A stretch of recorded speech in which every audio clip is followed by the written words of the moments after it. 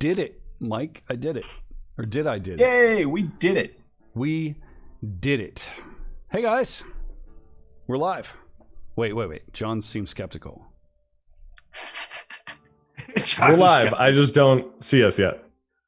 That'd be Sheriff Jahan. Yeah, I'm still seeing streaming soon.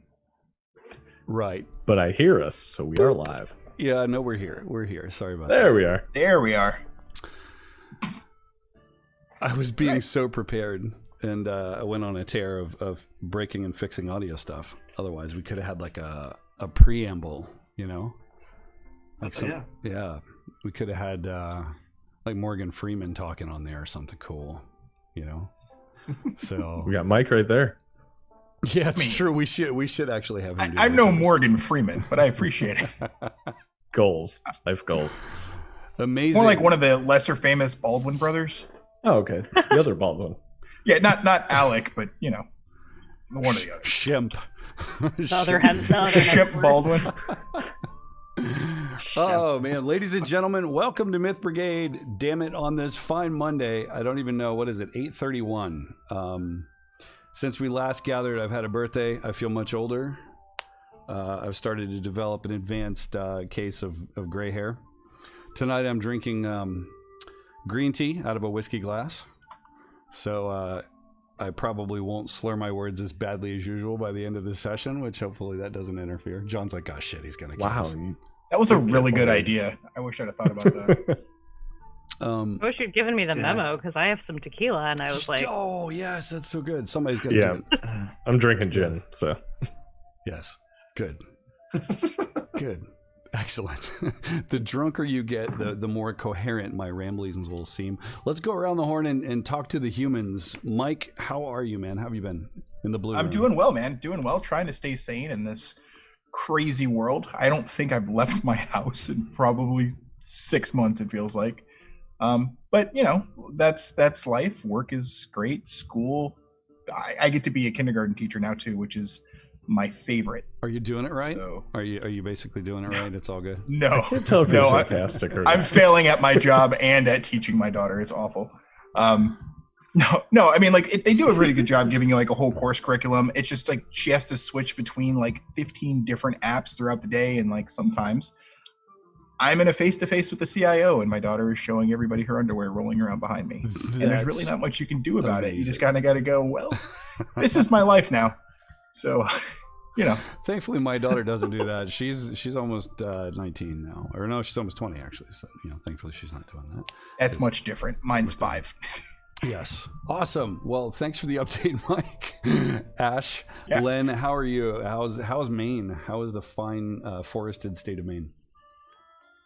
Yeah, it's been a bit rainy, which has been kind of nice change of pace, but not so much to report. I've just been hanging out, doing some projects, working a ton at my job, and yeah, that's pretty much it. That is good, and I think though that you were going to be doing some recruiting. How's that going? Are you have you broached the subject yet to get the more players in the game? Into stream here or to get into the Myth Brigade. We're trying to. I would love to have like every night. There's an army of people streaming, and I can just nerd out and watch it. That'd be good. I have a confession, which is I've been meaning to get in touch with you because my partner recently agreed to consider streaming, and he's like, "Yeah, when are you gonna talk to Jason?" I'm like, I should do that right now, and then I am working for 10 hours a day, and I forget.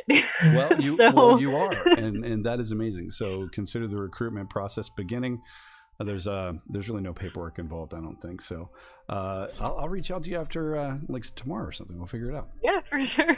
Yeah, John, let's talk because I won't remember. Yeah, exactly. John, Jason, what's going on, man?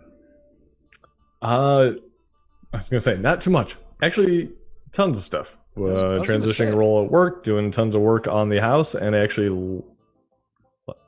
2 weekends ago now, we had Extra Life, just kind of a mini 5-hour Extra Life blitz. The main Extra Life day will be November 9th, I think. I'm probably getting that date wrong. So 24-hour stream that day. twitch.tv/4snapped.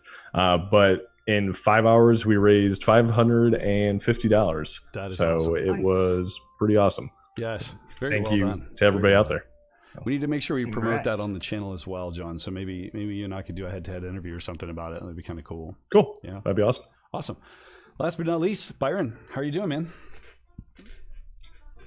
Oh, not bad, man. It's been a whirlwind the last 2 weeks. I got transferred to a new store, so learning new responsibilities and stuff like that. The bonus is that it seems like my schedule there is going to be much more, conducive to some gaming. So I'm taking my Warhammer Fantasy game from bi-weekly to weekly.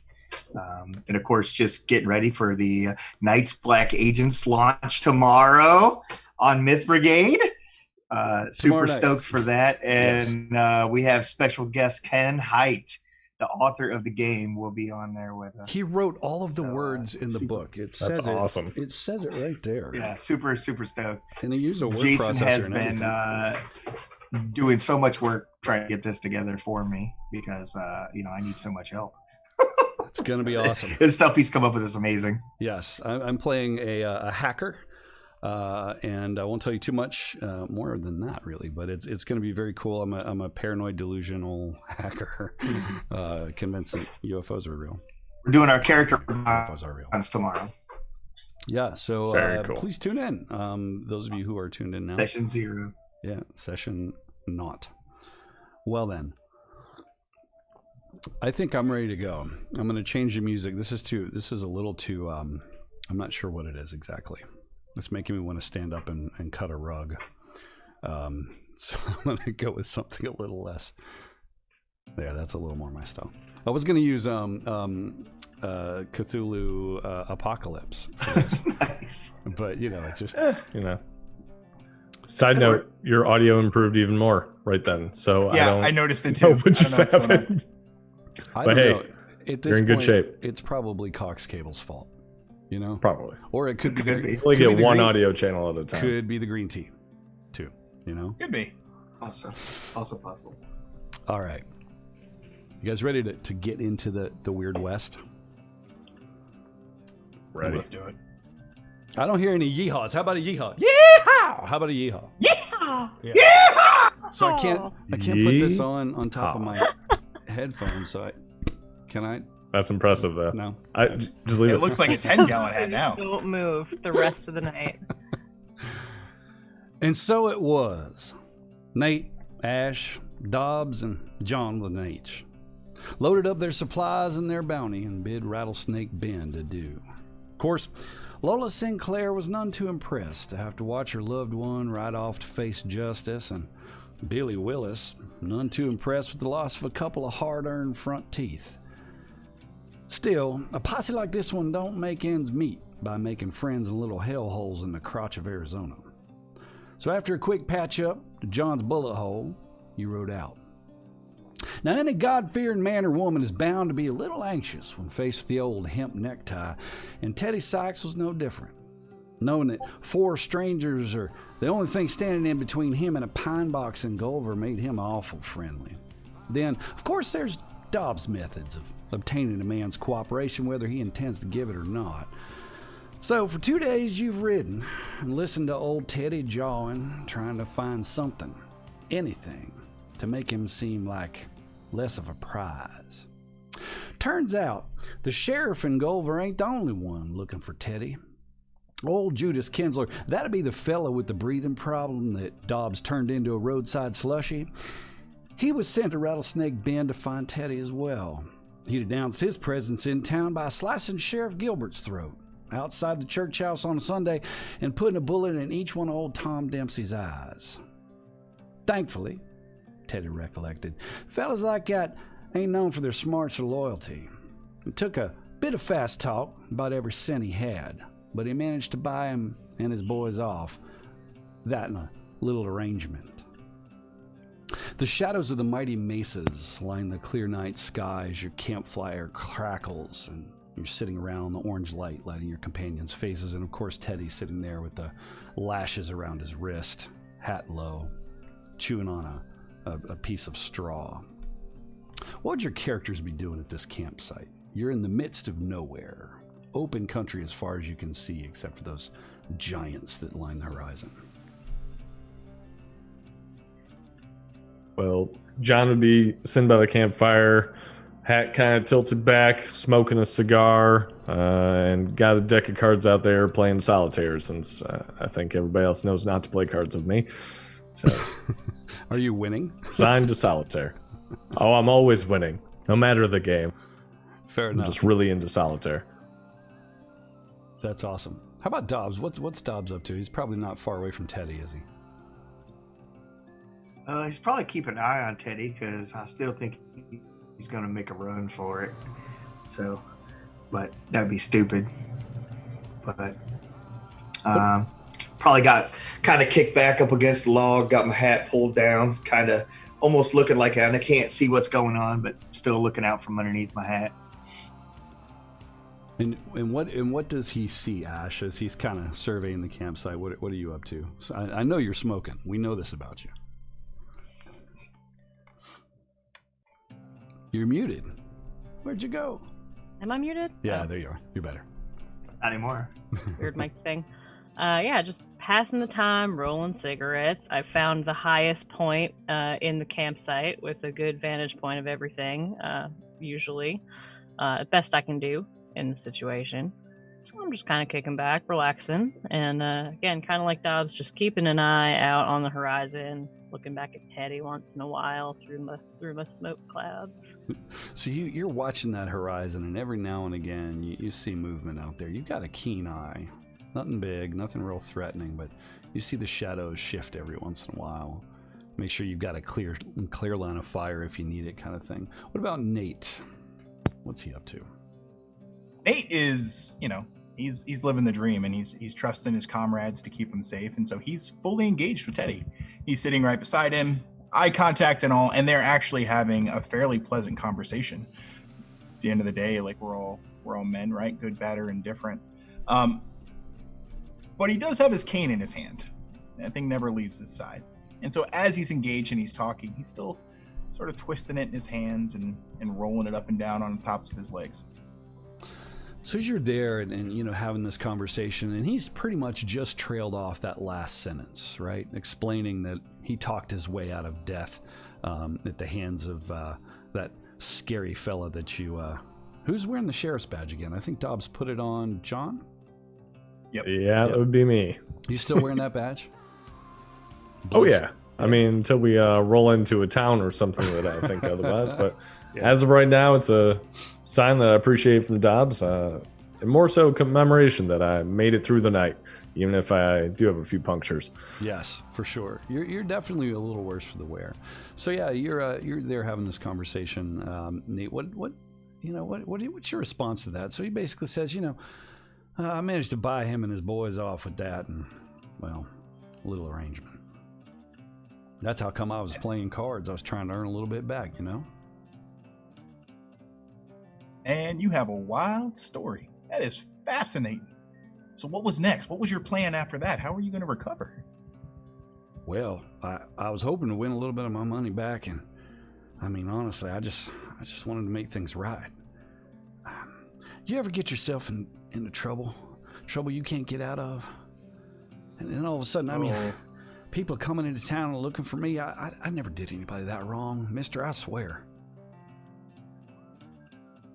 I've never been in trouble like that before, but I have met men like you. Well, Lola, God love her.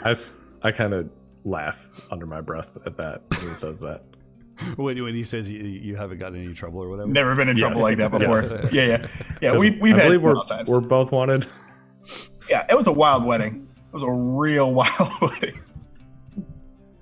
So you kind of laugh. You notice that he sort of starts to laugh like he's trying to be part of the conversation, but very quickly stifles it, just falls quiet as if he doesn't want to engage too far.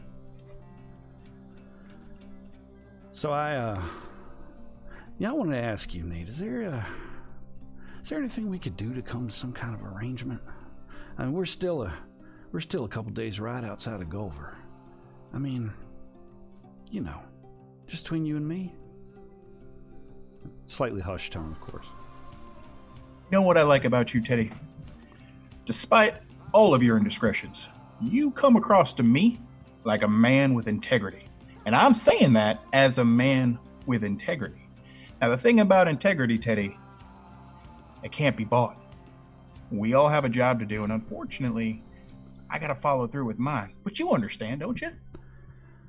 Yeah, Nate, you just hear me out. You're coming after me because you think I'm a criminal.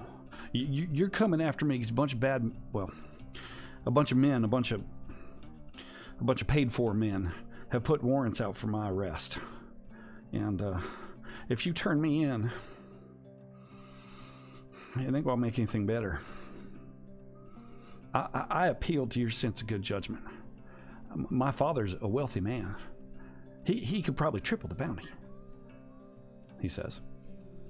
At the sign of wealth, I kind of look over at Dobbs. And I look back. It does sound like you got yourself...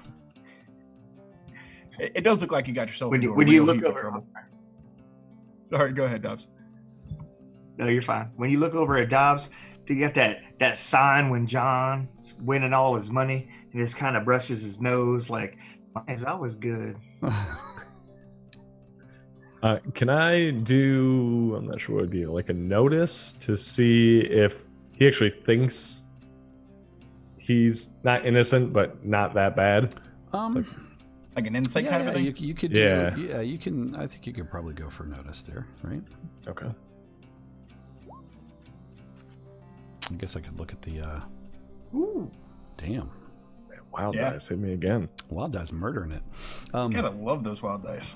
So you just literally, John with an H, you lay your last card down in the game and glance up at him.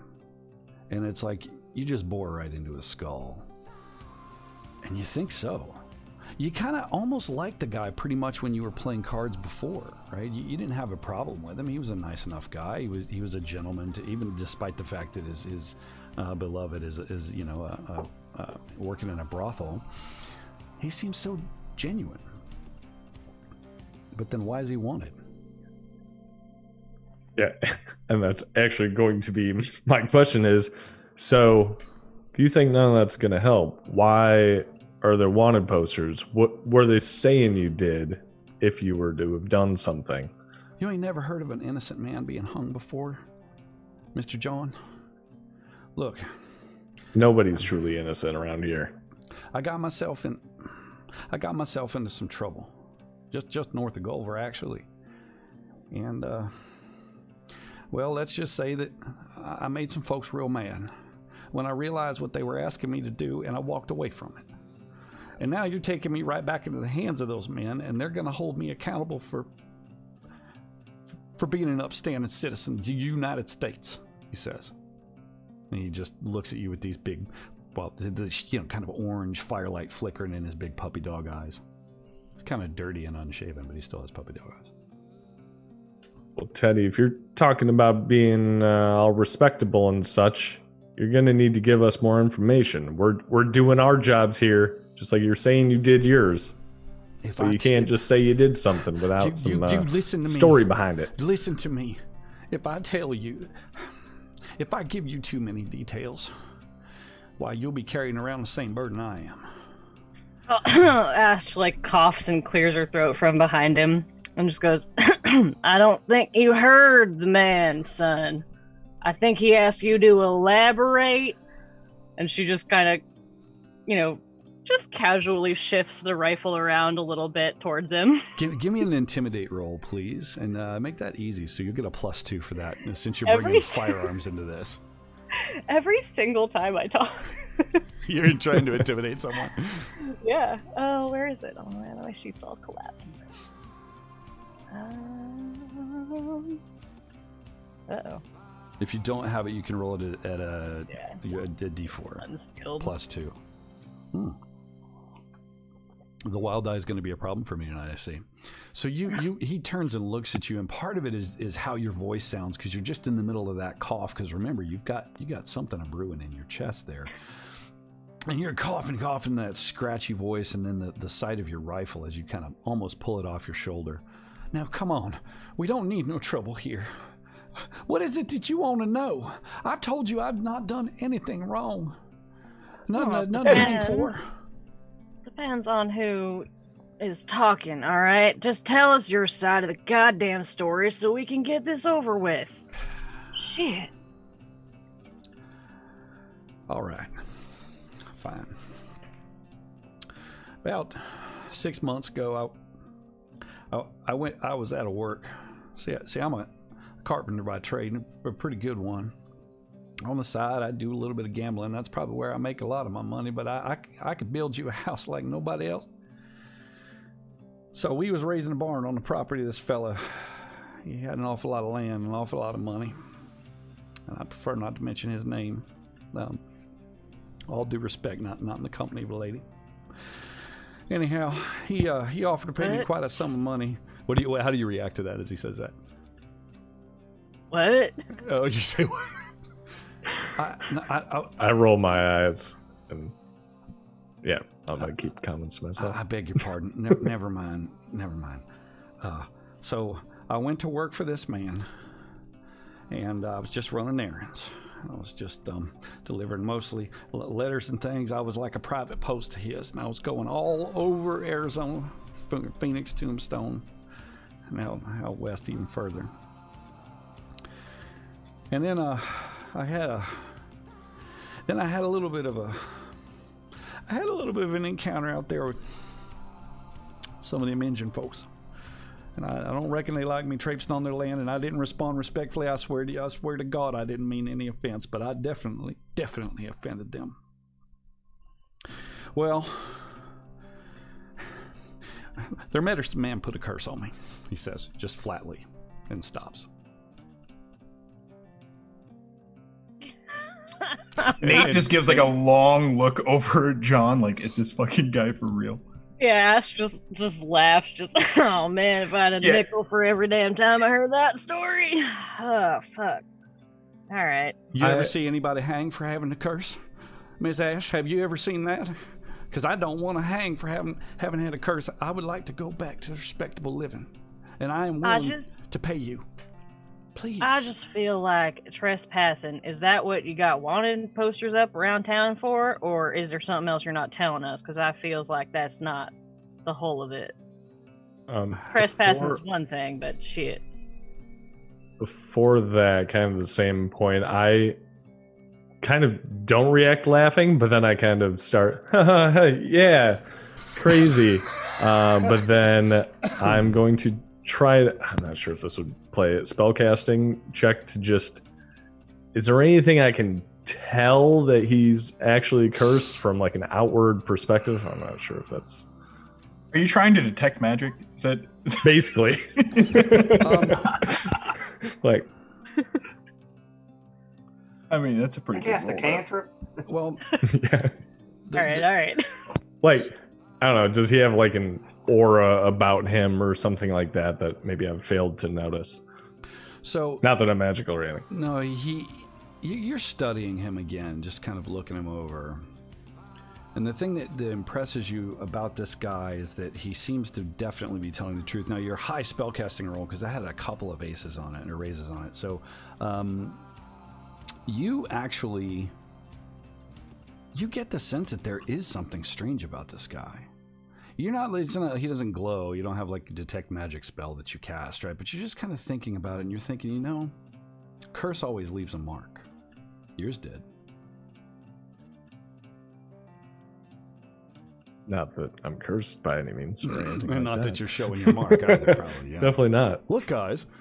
But yeah, you maybe. It seems a little far-fetched, though, that anybody want to hang him for getting cursed by Native Americans. That's pretty silly, you think? I mean, it's just silly. Yeah. Sorry, Ash, you were, I think, questioning. I was just ridiculing saying, him. Yeah, mostly just ridiculing, just asking him, shit, all you did was walk into the wrong part of town, or what? It's not like that. Well, again, like can you elaborate? Yeah, I guess I can. There we go. How about you untie my hands? What do you think, Dobbs? About untying his hands? Yeah. Teddy, He flinches like you're going to hit him. Or I'm something. not exactly been accused of being the smartest man, but that's the stupidest shit I ever heard. Mr. Dobbs, please don't hit me, he says as he shrinks back. I'm telling you Why the would I God's hit you, honest Teddy? truth. You've hit me several times since we left Rattlesnake Bend.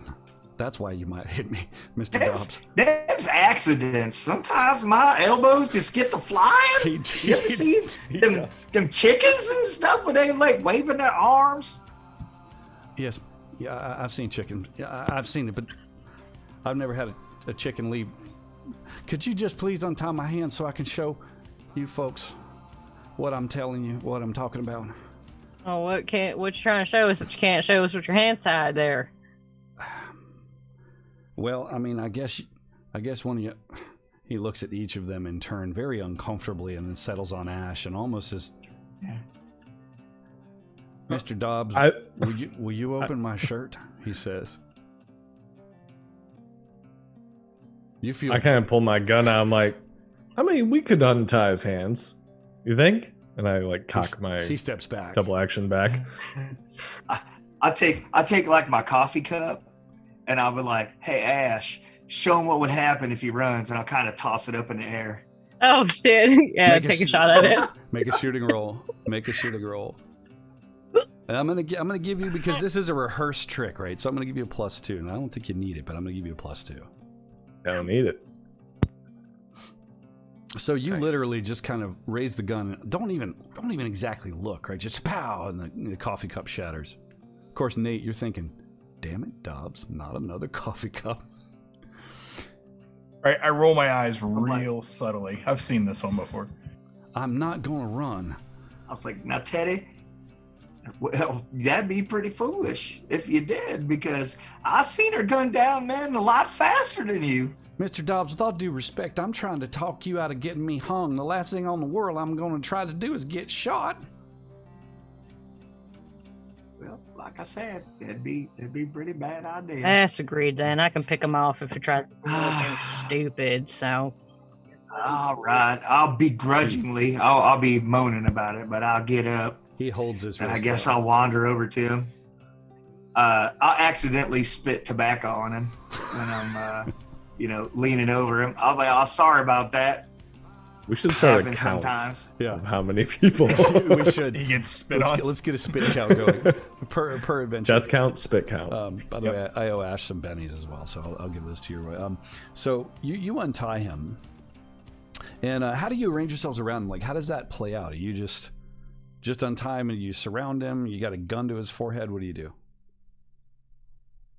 I'm just standing. I'm still right next to him. Yeah, I'm still posted up next to him in a relaxed fashion. We were engaged in a conversation. I mean, I'm within arm's distance of him.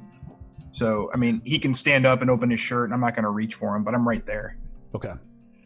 So I definitely don't feel threatened by him. So. no, not at all. No. He's a pretty little guy. So you unwrap the rope, and of course he does the sort of stereotypical rubbing his wrist.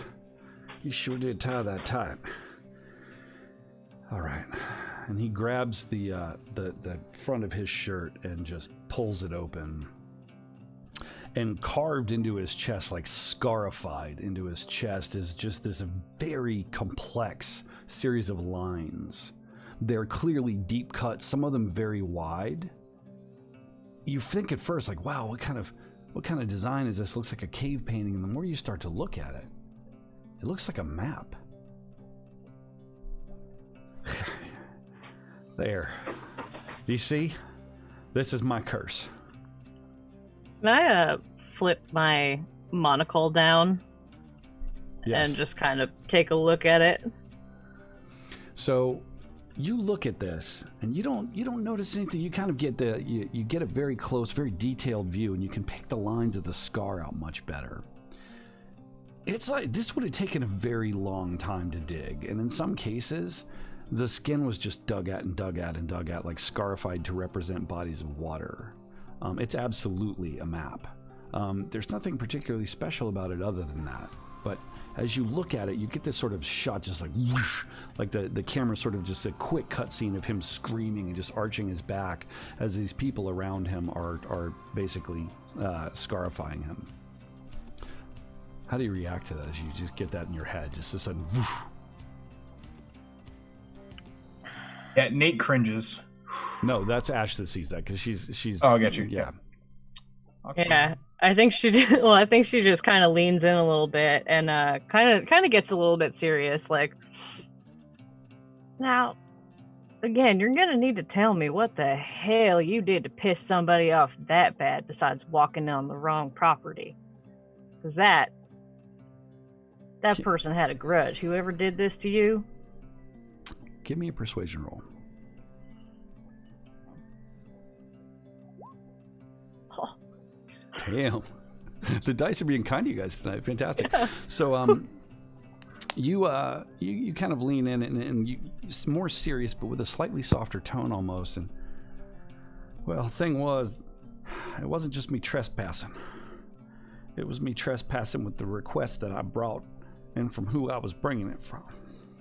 His lip is quivering a little bit. See, I was supposed to go pick up a map. And that's all. And I was going to make $25. Don't you understand? I was saving all this money aside so I could try to be reunited with Lola, he says. They gave me the map. They said it had to be cut into skin in their own kind of way. They didn't talk so good English, but they made their point clear. Trouble is, now that I got it on me, I don't want them to have it back. Because I got a terrible feeling. I got a terrible feeling that there's something bad that this map might lead us to.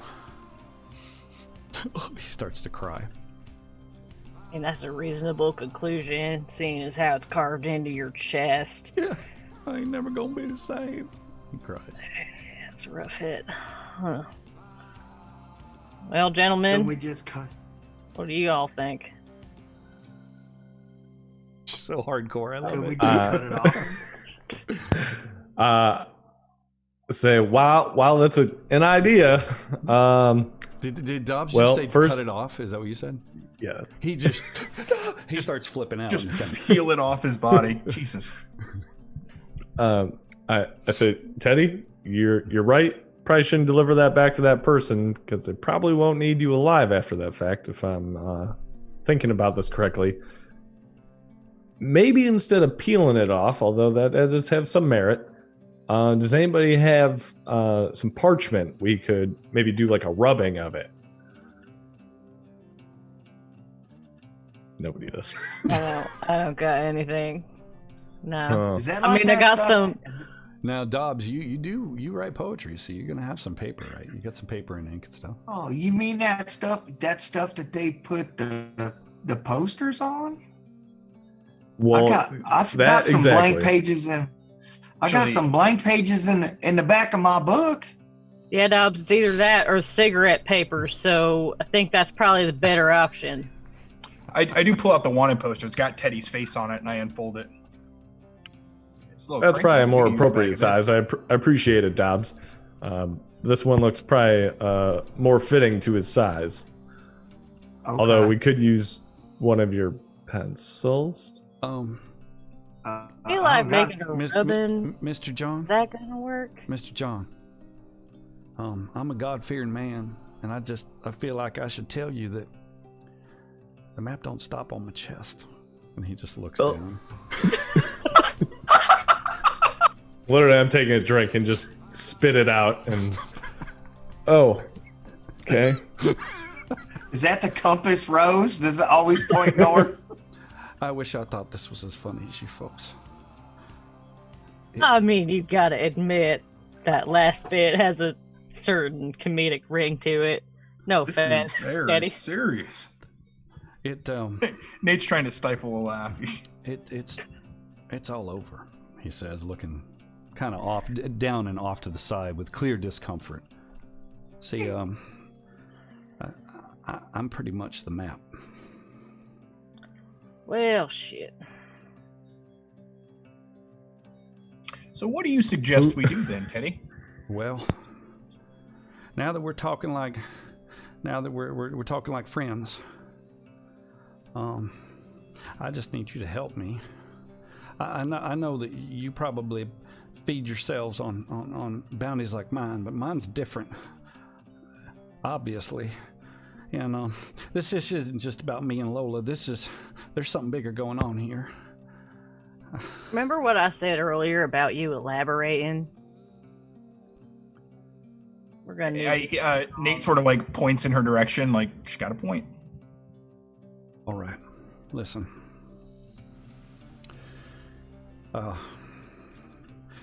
You heard of Ghost Rock, right? It's a pretty valuable thing these days. And just a little. shoot Nate the like most disparaging glance. Nope, never heard of it. And, sounds awful. In its purest form, it can be used to do some pretty incredible things.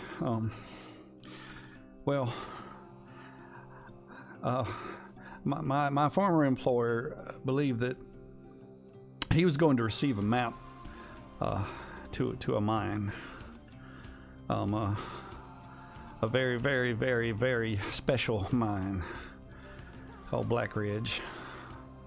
And that in there, he would not find gold, but he would find pure ghost rock ore. And the kicker is, this mine's supposed to be. Now, I feel like I should pray to the Lord that I be forgiven for even talking about sins like this, but apparently there's some kind of witchcraft or spell or something that holds the door shut. And he's got that written down on a piece of paper. Or a piece of something. He just needs the map. And he's an influential fella. He's very dangerous, Miss Ash. Can I get a name, please? Or is this just going to be 20 questions all night? His name's Buck Futley, he says. This hits you all like a brick. You could tell why someone with a name like that might grow up to be a little bit terse. But the Futley brothers are well known for being absolute awful men. There's a backstory I'll share with you later, but legendary in these parts and others. Wealthy, powerful, well-armed, and nasty to the core. He I don't know what he intends all to do with it, but he ain't trying to just make self-driving chariots like they got up to the big city. He's trying to do something awful with it, Miss Ash. And just for telling you that, just the fact that you know that's going to get you killed, he says. Well, if I were you, I'd worry about yourself more than about me, because I can handle myself as his parent, but that is a bit of bad news, don't you think, gentlemen? I'm sure y'all heard about Futley brothers before. So tell me, Teddy, if we let you go, let's say we let you go, what's going to stop them from finding you again? What's stopping us from putting an end to the whole thing right now and putting you to sleep without a little noose around your neck? What do you mean, Mr. Nate? I don't want to die. I didn't ask for any of this. I was trying to get married, he says. You can't let me die. I know one thing, and you may be rough and tumble folk, but I know I could tell good people when I see them. You are, he wipes the spit off of his chest, good people.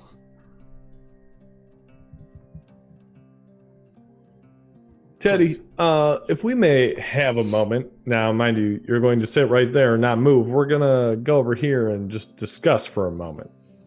I ain't going nowhere. Remember, don't move. And I just kind of like glance over at Ash. He sits down and crosses his legs and just kind of, you can tell he's completely rattled. He's an emotional wreck. His hands are shaking. His eyes are wide, like, what have I done? What have I done? Kind of expression. So I kind of motion for everybody to join me, hopefully. motion Nate you stands guys all up. towards my little rock. Like, I'm gonna keep an Okay. eye on Teddy. Okay, we'll go over to this way. Yeah, Nate stands up, dusts off his pants. He pats Teddy on the chest a couple of times and walks past to join the group. Thank you, Mr. Knight. So, I mean, I just kind of whisper and, like, I know we're good people and all, but Ghost Rock's worth quite a bit of money, and I think we all know that it has some other powers that could be beneficial too. Maybe we save Teddy, but hell, why don't we try to get that password or whatever that one of the Futley brothers got, and why don't we use this map for ourselves?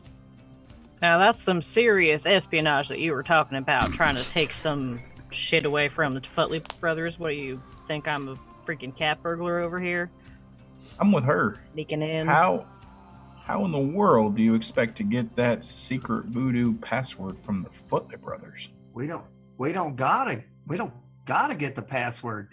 We turn him over and then we follow them. And then when they get it, we take it from them.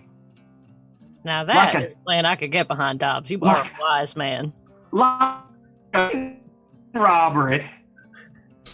And Dobbs, you've had quite a few ideas tonight. But if I remember the stories correctly, or our past correctly, Futley Brothers got more than just a few of us, few of them. There's basically an army of them. Now, while we are respectable and can hold our own, as we showed a couple of nights ago, that might be overdoing it. I feel like what we've got's right in front of us, and this might be an opportunity. If we turn them back Well, we over got- to the Footlet brothers, there's no saying that they won't kill him. We got the map, right? So we know where it leads. So we could have an ambush. Like if they're about to like cross a bridge or something like that, we could wait till some of them get over and then blow it. Yeah, but I think we gotta circle around back to the point here, Dobbs, that we don't know what the hell it is we're looking for as far as whatever this bad juju password thingy is. Yeah, and if they're on that bridge, they're gonna blow up too. And we might lose it. Although I do like that. No, we let some of them get across, like the important ones. Fair. Let's put a pin in that one, Dobbs. I like it. I think we can do better. Let's ideate. We'll put a pin in that one. We'll come back. We'll circle around. Ideate? I don't know what ideate means. It's like elaborate, Dobbs, but different. Well, I had to wait for you to use that word like 15 times before I understood what it was. You guys got to start filling me in. Like, you got to tell me these words so I can write them down in my book. So at this point, Maybe learn. Dobbs is animated, right? And you can see Teddy kind of Fancy trying to speak. see what's going on. What the hell is he doing over there? Well, Daniel know where the Futley brothers are, or are we gonna rely on good old Teddy for that as well? Well, he should know, right? He was going to meet him. I say we offer Teddy protection in exchange for telling us where the Futley brothers are. That'll be our best chance. If we turn Teddy over, the Futley brothers might kill him, or we never going to see him again. So you Dobbs. think we should stash him somewhere? Stash Teddy, I mean. I think we should stash Teddy just to be safe, so we're not losing that map. But we can arrange a meeting as if we were Teddy, draw them to us. I think I already met Teddy. Well, not. I would say it's Teddy going to meet them, but then it's us instead, kind of like that ambush you mentioned, but like hopefully a smaller encounter than an army. Oh, all right. I like it.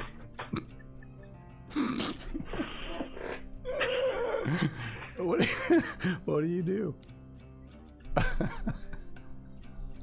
Nate, he seems like you best out of all this, which I'm giving Dobbs makes a Benny. sense. Dobbs, have your Benny, man. It's gonna be it's one of those. It doesn't matter that you start with 2 bennies because you earn one with your hijinks every time. So Dobbs has earned a Benny. Bing. And now you see why I took that. Yeah. Well, honestly, John, I think that's a pretty good plan. Is we're gonna damn near best we're gonna come up with. If we can find somewhere favorable terrain, whatnot. I could sit up in the eaves or the rafters somewhere, a little bit out of the way. Keep the sights on the boys as they roll up into town and pick them off if shit gets nasty. Might not be a bad shot. Never is with you, Ash. Damn straight. Teddy rocks back and forth, kind of watching. Your volume has kind of, gone back to hushed tones, and he's wringing his hands and looking around. It's like he's debating, inside what he should do. What do you guys do? I say we bet you to him. Team on 3. 1, 2, 3, yeehaw! Nope. I'm never gonna be caught dead doing that. All right, so you walk back to the campsite. The fire's starting to burn a little low now, and Teddy's actually grabbed his stick and he's kind of poking around and wiping some of you're pushing some of the little twigs and things into it, and the flame's starting to get a little brighter. Well, you gonna help? He's looking mostly at Nate, because Nate's got that sincere, always just like, hey there, buddy, kind of look on his face. Right. So he sits back down, basically in the same spot that he was, and he turns to him again, engage in eye contact. All your buddies standing right behind you, kind of thing. So hold up. Did we tell him before we kill him? What? Mr. Dobbs. Nate stifles like a small chuckle. I'm busting out laughing. Shit, Teddy, we ain't gonna kill you. You kidding me? All right there, Dobbs. All right. Well, You kidding me? Well, not yet. He has pissed his pants. Tell you what there, Teddy. First, we do believe you're a good man. We do. You have absolutely appealed to our senses, and we believe you. So what we're going to do is we're going to offer you protection with a cost. Protection. How much? I could get money. I could get you whatever you need. It might take me a little while. It's not real simple, Teddy. You've already got it. You're not talking about money, are All you? we need is to know where the Butley brothers are. Just the fear. Not to turn you in. Calm down. Why would you want to know that? Why would you ever want to know that? He turns to John. Well, we want to make sure you're safe, so stands to reason that if we know where they are, we can make sure you're not there. And we're trying to do a service to the community and make sure that those nasty brothers never get their hands on this ghost rock. So we're going to get that password from them and make sure they can't open that mine. I, in good conscience, cannot leave that mine out there unattended, Teddy. I can't. It's integrity. You want the ghost rock? No, it's like being a good citizen, like you said, of these United States. Give me a difficult persuasion roll, please. All of us? Whichever one. Let's go with Nate. Because Nate's doing the reassuring, and wow. Where's my wild die? Did you take your difficulty as well? No, I just clicked on persuasion. Yeah, you gotta, so that's gonna fail. Yeah. Wait, his difficulty's -2, isn't it? So no, you're okay. So passes. My arithmetic failed me. So you well,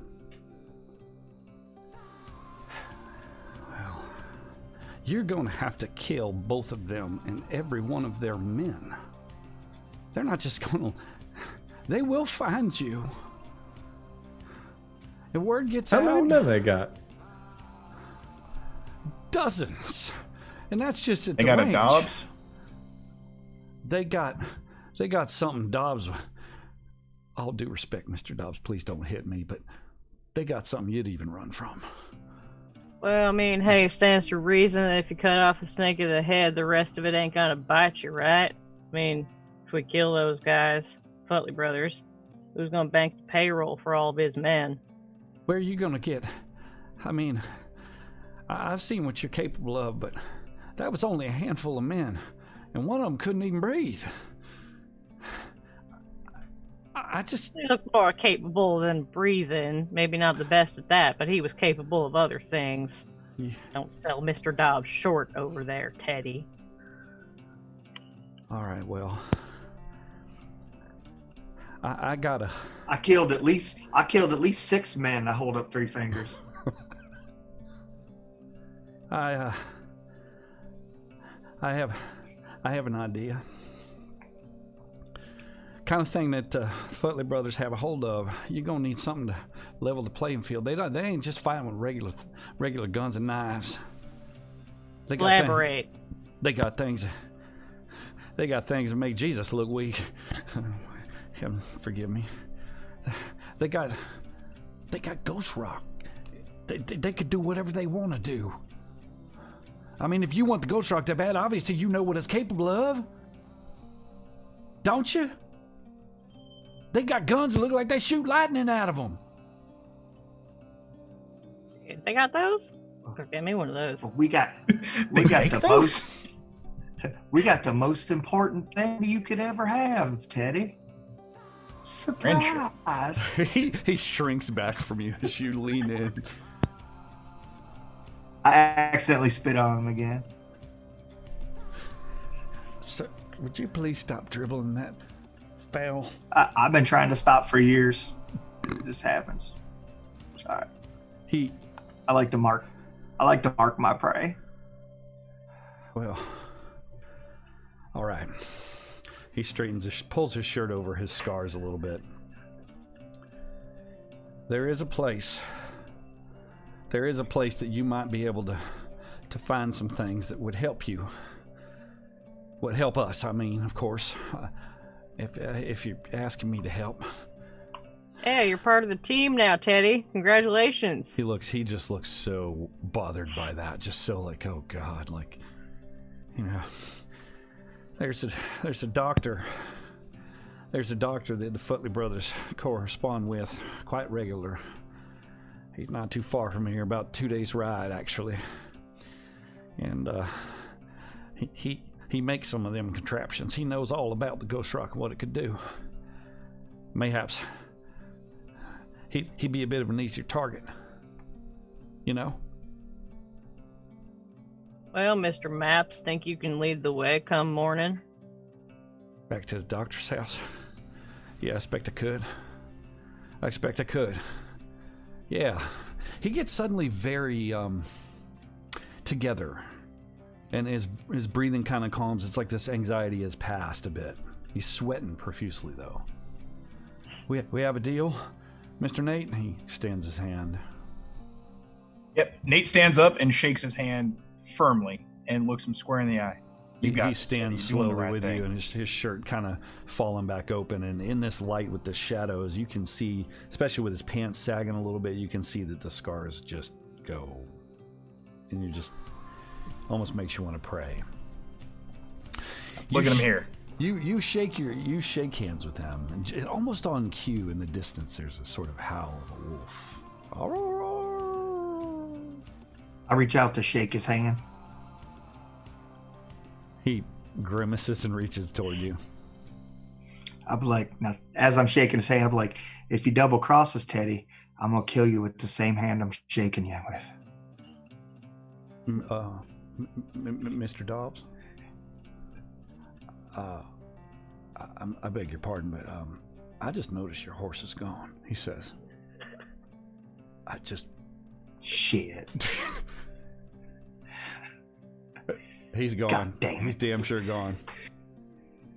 Can I look around and see if I saw where he went? You absolutely can make a notice check if you want. Oh, son of a bitch. Not again, Dobbs. Would be just yeah, nice, okay.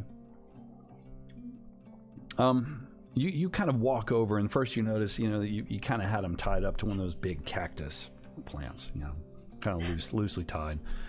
The knot is just untied, And not, because generally speaking, the reins would come with it, but part of the rein, the leather strap is just laying there. Like somehow I figured out how to get it loose from the bit, the bridle and all that mess. Horse words.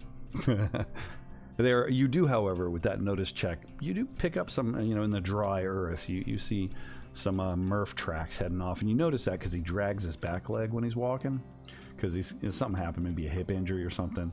So it's kind of like walk, drag sort of thing. The only time he doesn't drag his leg is when he's running. And Murph. Dobbs, I think you went this way. All right, I'll go get him. I'll start walking that way. You start walking out that way. You just head out by yourself into the dark. Does anybody go with him? I'll go with him. Help him look. The rest of you two guys stay there with Teddy? Yeah, I'm parked next to Teddy. Yeah. Okay. So you walk and you're following the trail as best you can. Lantern held high and the shadows dancing around the earth. At one point you kind of see a rattlesnake start to kind of, creep off and down beneath some rocks. It's actually starting to get kind of cool out here as well. You walk until the campfire is just a little dot behind you, having, casual conversation back and forth about what's just transpired in the road ahead. And I'll be damned, Dobbs, if you don't see a horse outline on top of one of these little mesas.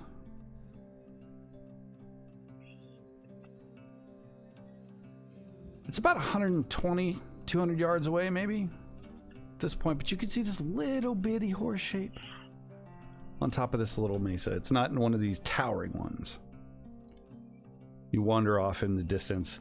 You gonna just traipse out and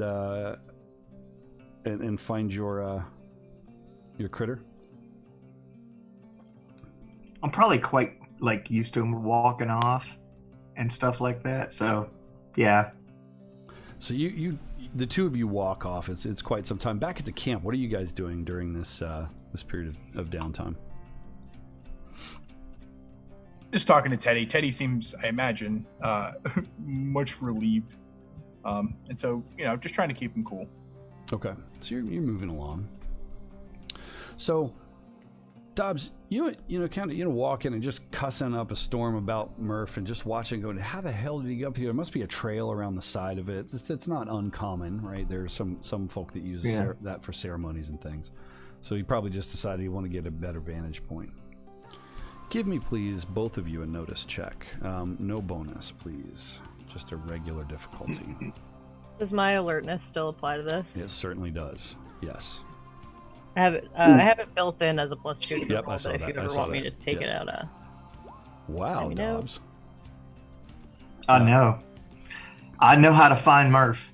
So you do, and the thing that's troubling though is you also know the difference between cacti and men. So all of a sudden you stop in your tracks, you kind of look and you see in and amongst the shadows, right? Because you can't see a damn thing, particularly with the fact that you're using a lantern to track his footsteps. So the light in your face makes it harder to see out in the dark, right? But there are these shapes that look like men or look like cacti, but then they shift just a little bit and they're moving toward you.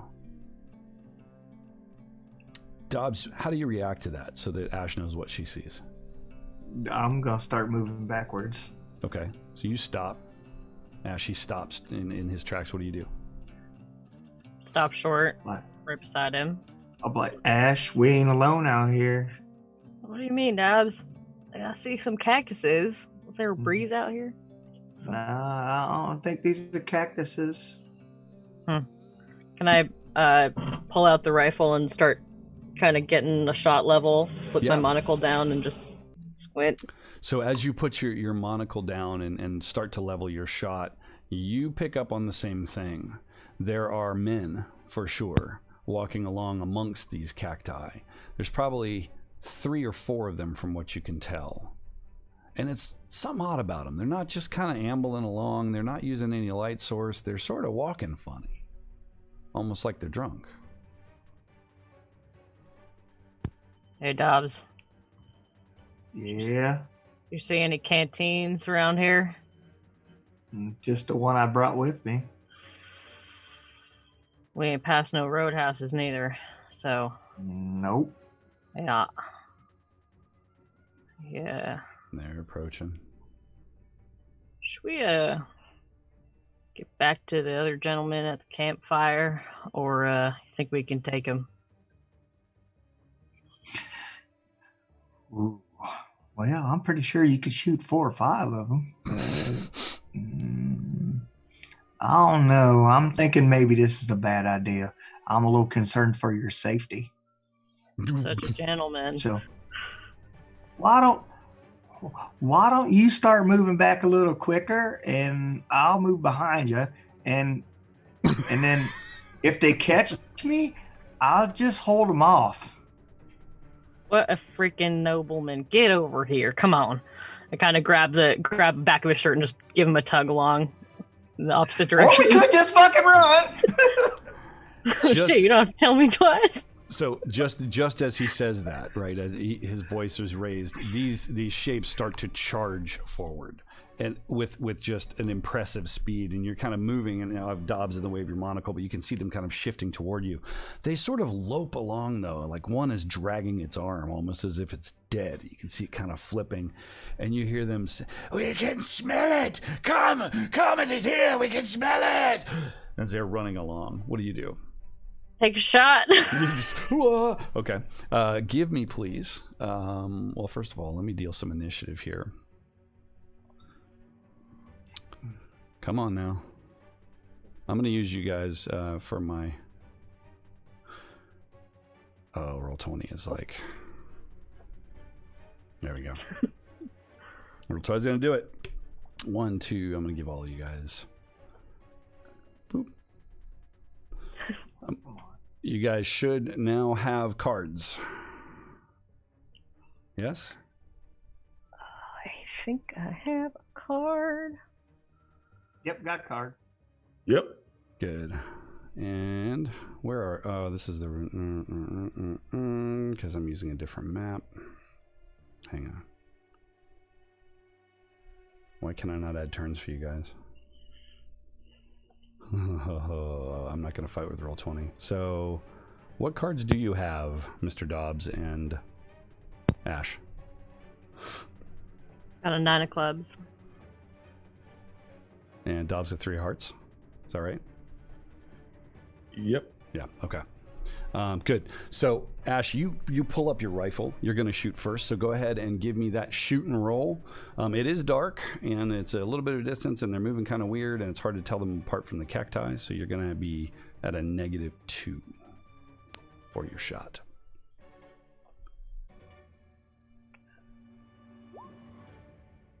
Oof, Wild die saved you. Not good. No, the wild die saved you because 4 is a success, right? So it was -2 though. Minus Minus 2. two. Oh, I'm sorry. I thought you rolled that with a penalty. Never mind. You're absolutely No, right. I So actually. you pull up. Do you want to spend a Benny? Do you want to re-roll? Do you want to let that miss? It's the first shot. I think I'll let it miss. Okay. Just keep running. So you, pow! And of course, in the distant, you guys hear this kind of wow, wow, wow, wow sound of echoing distant rifle shot back at the camp. You don't know for a moment if it hits. You kind of see something fall. It could be a bad guy. It could be a cactus. Dobbs, what are you doing? Oh, shit.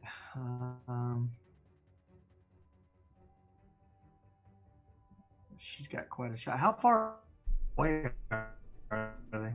At this point, they're probably about 60 feet in closing.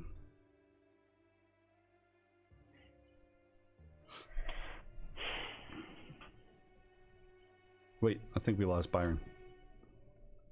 I wasn't sure if it was my internet this whole time or if it was his. No, you're clean for me. Oh, wait, you're back, Byron. Okay.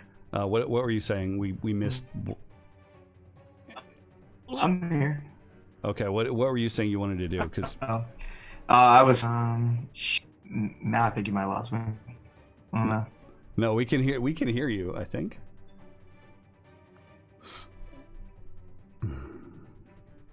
Okay. I'm getting a glitch in here. Let me make it smaller. It's a little bit. There you go. Shit. Beat I am gonna be like, Ash, you better go get him. And I'm gonna charge your way. I'm sorry, I caught that. What you're going to do? I heard what you're going to say. You're going to do what? I said, Ash, you better go get the others, and I'm just gonna charge the guy. Oh wow. Okay. So you go charging in, just like running. Ash, what do you do? You're gonna listen to him? Or probably not. I just yell, "God damn it, Dobbs! Shit!" And can I try and turn around and get another shot off at him as you absolutely can. I have this steady hands edge, so if I'm running away, I can still turn around and take a shot. I think I only get a -1 penalty. Nice.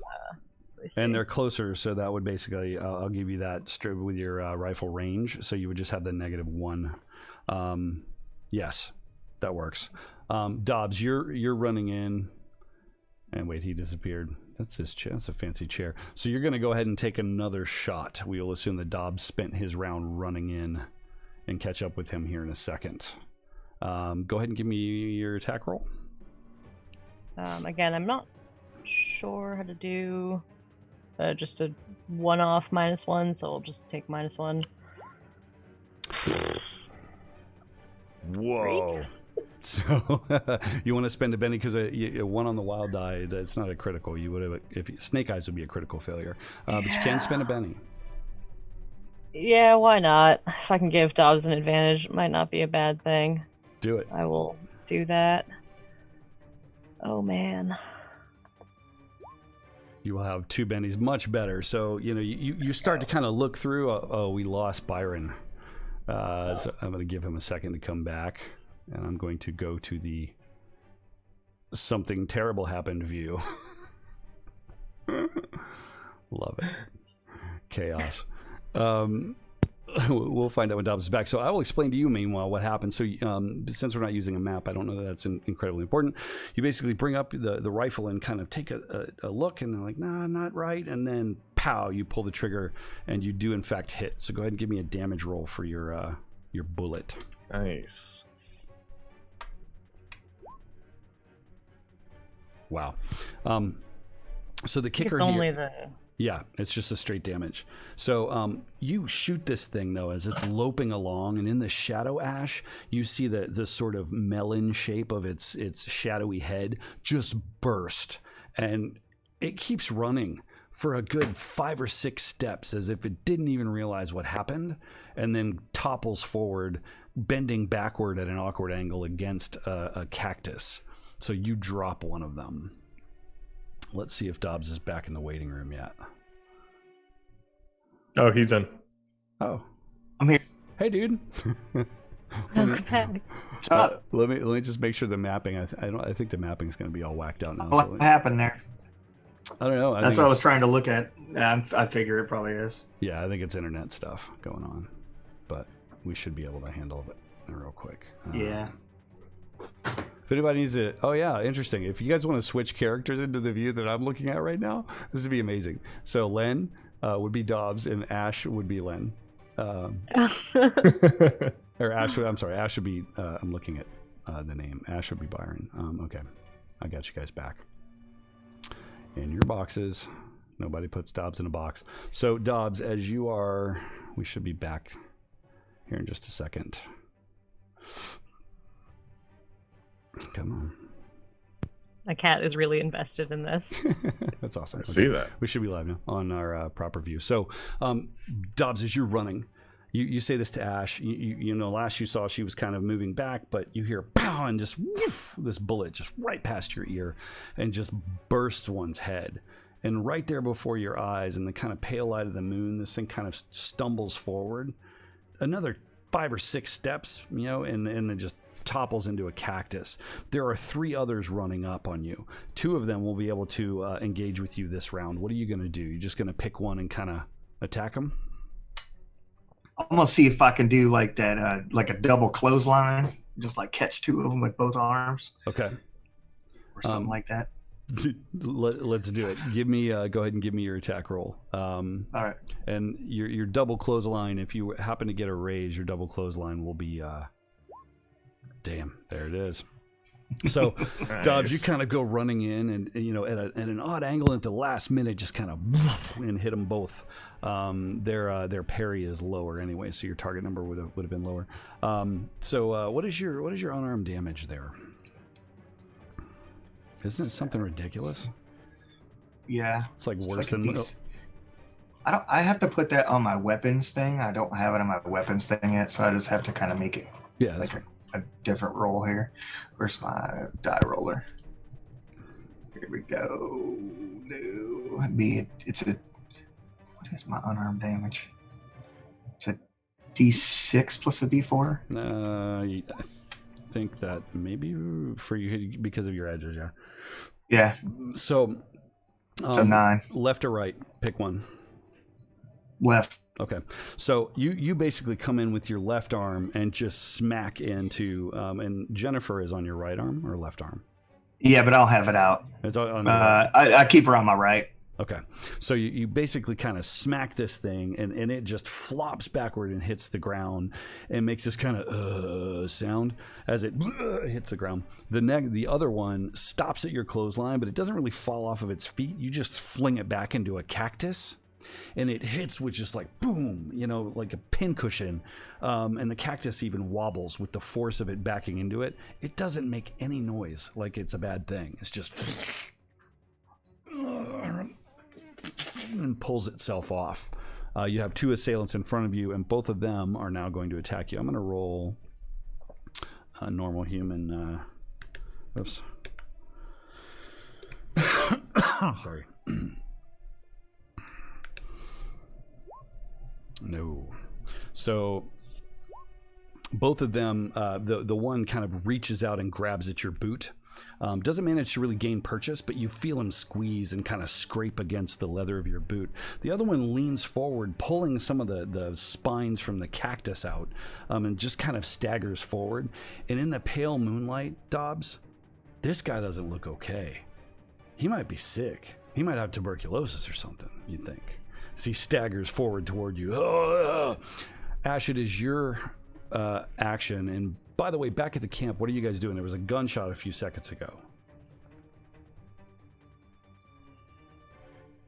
Do I have to roll to notice like the sound of ashes, or like we would know the sound of her rifle? You would I think you would recognize the sound of her rifle for sure. Okay. We don't hear any yells though or anything, right? Nope. No. So I look at John and I say, "You go. I'll stay here with Teddy." I can't roll my eyes. It's Ash. She's always shooting something.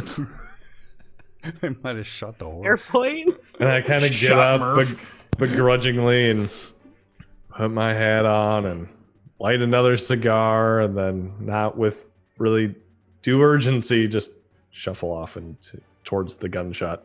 Yeah. So Classic Nate making the guy who got shot last episode. Yeah. that's a real dick move, man. I mean, like, he's a much better shot than I am. John and I go way back. He knows. It's just not Nate's way. I know if he goes and gets shot, I'm not getting my money, so. Nice. So, Ash, what do you do? So, back at the camp, some stuff's going on. Teddy is looking super scared, you can imagine. What do you do? So you just brained one, and there now you see Dobbs, clearly the hulking shadow in front of you, so you can tell the targets apart. What do you do? How many are there? There's 2 on Dobbs. There are 2 on Dobbs, and you give me a quick notice check. Let's see. This is a free action. Yeah, there's a third one off to the left, and you notice it's almost like supervising is not the word, but that's the word that comes to mind. He's kind of observing. Take a shot at that guy then. Nice. I'll show you not to try to kill my friend. I mean, I think Dobbs can handle 2 of these guys. Like, I've seen him fight before. I trust Dobbs to not get in over his head, but best I can do is even the odds. So That was foolish.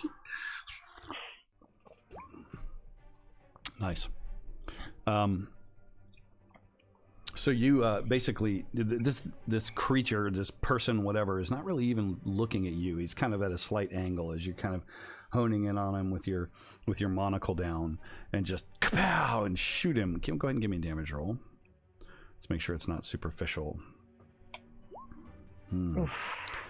So yeah, you shoot him, and there's this thunk sound. You can almost hear it. It's to the point where you're just used to hear, like bang, tang, and these sort of sound of your shots hitting things.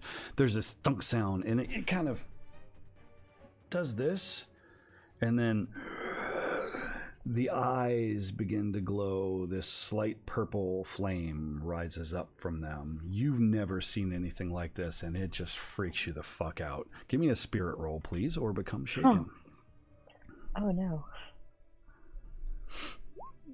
Dude, yikes. So yeah, you really, not being a particularly superstitious person, you just shot someone right in the chest, and the eyes seem to be boiling with like this purplish, it's like liquid rising up in 0G from its eyes or something. This is completely terrifying. Of course, Dobbs, you see a purple glow off to the side, but you're busy doing some beating. What do you do for the moment? I'm gonna try to scoop the other guy that's still alive up and pile drive him. Okay. He got it. Okay. Peeled himself off the cactus. Give me a quick notice check as well. Let's see if you pick up on some subtlety here. Nope. I don't know nothing, subtle or otherwise. Your wild dice 5 though. So. Oh, okay. Yeah. So you pick this person up, and your hand sinks into his rib cage. Think about putting your fingers into like a casserole. That's the texture there. It's just like with ribs around them, right? As you kind of pick this thing up, you obviously, because you're Dobbs, you go ahead and lift him, but you smell stink like death. And there are maggots dribbling out of this thing. As you pick it up, you can see. That just wasn't Tides of Nurgle. It's not. It's not. But you absolutely do see worms coming from this thing. No pus, though. Nice. That's the big difference in the campaigns. Gotcha. Yet. Yes, exactly. That's the big enemy, is just a big pus bowl. So what do you do with the guy once you pick him up? How far away is that other guy with the purple smoke? So you turn to look, and I am going to ask for a spirit check as well, as he's just kind of he's still doing this thing with his eyes. You're just like, whatever, dude. You got it's scary, but you don't understand it or connect with it. And this is your gauging distance. You could hit him from here with a successful strength check. You may not hurt him. And I'm gonna throw this guy at him. Okay. Yeah. So as you start to throw him, the guy's head's kind of right here because you're holding him by his ribs and his hip, and he's gnashing his teeth. And you kind of glance up, and in the purple glow, you can see he doesn't even have a cheek. You can see his teeth all the way back to his jawline. And it's all black and nasty, and this gets you. But you definitely throw him. And let's see if this guy... He's not going to be particularly agile. I'm going to say, hey, mister, catch. Nice. Oh yeah, so he does catch. In fact, he's like, oh shit! He just looks up, and you see the shifting of the vapor that's coming up from his eye sockets, and it hits him, and he does stagger back and kind of falls to the ground. It's hard not to, right? Unless you're like sizable, with the amount of force you put behind it. So his action for this round is going to be to get up, but he is still in the fight. John, it's going to take you at this pace probably about like 5 or 6 rounds yet to get there. So you're cruising through the darkness. I'll tell you what you see here in a second. Okay. What do you do, Ash? How close are they to me? At this point, you had backed away some distance. I'm going to say around 45 feet or so. And then you've got Dobbs kind of ahead of you doing the wet work. All right. I will just take another shot at the... Well, I'm shaken, aren't I? You are, yes, this is true. So you need to try to unshake yourself. Which unshake, if you look on the character sheet, there's an unshake button, which is pretty cool, the Roll20 sheet. Oh, yeah. So you can just do that. It would be just a spirit roll otherwise. And succeeds. Okay. So you literally shake it off, and it's like you're thinking, come on, Ash, this can't be. And you come to just as Dobbs throws this thing and knocks the guy down. So he's going to be prone for a moment, and you're actually going to get a +1 to hit. All right, I will take a shot at him with the carbine. Yikes. I'm going to spend another penny. Spend a penny? No, that hits. 1 and a 3. You're +1. Yeah. Well, A 3 plus 1. There was no penalty for range. You're right. You're right. Good call. So yeah, 4 would hit, and it's literally like the bullet was about to not hit, and it just goes. It's like a contra gun. Curving my bullets now. Yeah. So you lean out and just still kind of shaking. You hesitate and give me a damage roll. Let's see what you actually do. God, all my luck ran out tonight. Yeah. So at this point, you pow and you shoot him. And you actually shoot the guy that's landed on top of him. So it's almost like it happens simultaneously, where he catches the bad guy and you're just about to shoot, and you just shoot his mob in the back, and worms fall out of the hole, because that's what happens. So Dobbs, you see as basically this guy throws the corpse off of him, and is starting to get up, and he's moving much quicker than you would expect. Based on the way he was moving before. So he will take his action to actually get up and get out from under his buddy. What do you do to him? About how far away is he? He's right. Well, you threw him, I would say maybe 7 feet. Not very far. I don't picture you throw him like a football or anything. You just kind of threw him in front of you. All right. Do I have my shotgun with me? I'm going to guess that you probably would not go out into the dark without your shotgun. I would just have to guess. Okay. Then I'm going to move closer to him and pull the shotgun out and try to give him both barrels at point blank. Okay. So you just, this is like a thing with you, right? At the end of every encounter, someone gets shot at point blank range with your shotgun. So you unshoulder your shotgun and go stomping over there with your big boots clomping, stepping on small cacti, scorpions running out from your feet. Go ahead and give me a roll. You use your move to walk right up on him, and he's sitting up right at this time. Gee. So yeah, both of those. So you basically sit up, and you want to roll the second one as well.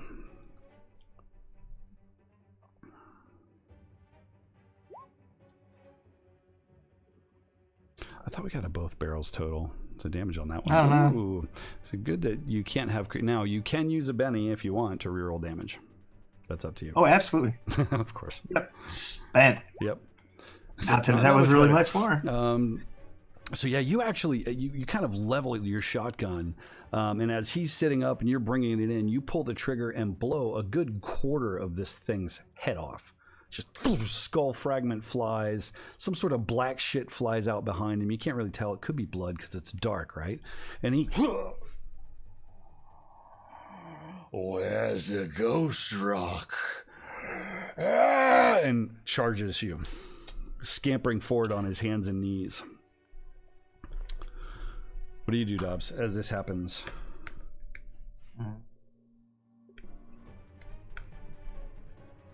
If you're saying something, we're not. Well, hearing. he's right there. He's right there. So I'm gonna be like, "Oops, the ghost rock's right here." And I'll just shing and pull out Jennifer. So he sadly he kind of comes charging forward, and as you pull out shing Jennifer, he does stop, and his eyes get really big and really excited, and he just kind of whiffs as he tries to swat at you, almost like the allure of Jennifer just like it takes all of his strength out. And so you're going to be able to actually, Ash would act slightly before you, so you're seeing this, and at this point Dobbs, who is hulking, is between you and the bad guy, so you're gonna have to move to get a decent shot. You're on mute. Ooh. Sorry. I have a mute button on my mic, so I I'm just gonna go a couple steps to the side, try to circle and get a clear shot. Okay. So he's still about 45 feet from me. Yes. Okay. Yeah, I'll still use the rifle. I think this is shot number 4 with the rifle before I have to reload. Whoa! Almost critical failure. You might have shot Dobbs. So you're getting low on bennies. You gonna spend them? You gonna? I think the situation's pretty dire at this point. So yeah, I'll go ahead and drop another one of those, and Okay. I'll reroll. And you spent 3 this session, right? I think. 2. 2. Okay. 2 so far.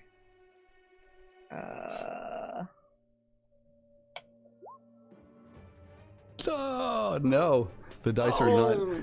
What I love is all your persuasion rolls earlier. They were going so well. So you patow, and you hear the sing and hear an impact with a cactus near you, Dobbs, and it almost wings you. I mean, it's right past you. What do you do? I think I'm gonna try to punch this guy's face in. Okay. That's what I'm gonna do. Since he's at point blank with me. And you have Jennifer. Wow. Mm-hmm. Yes, that's much better. So you absolutely hit. Let's have the damage on that one.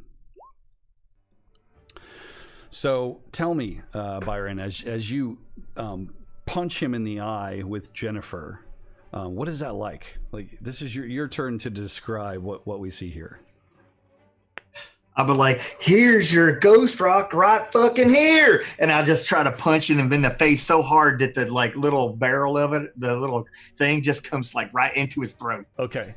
So you just, you do that.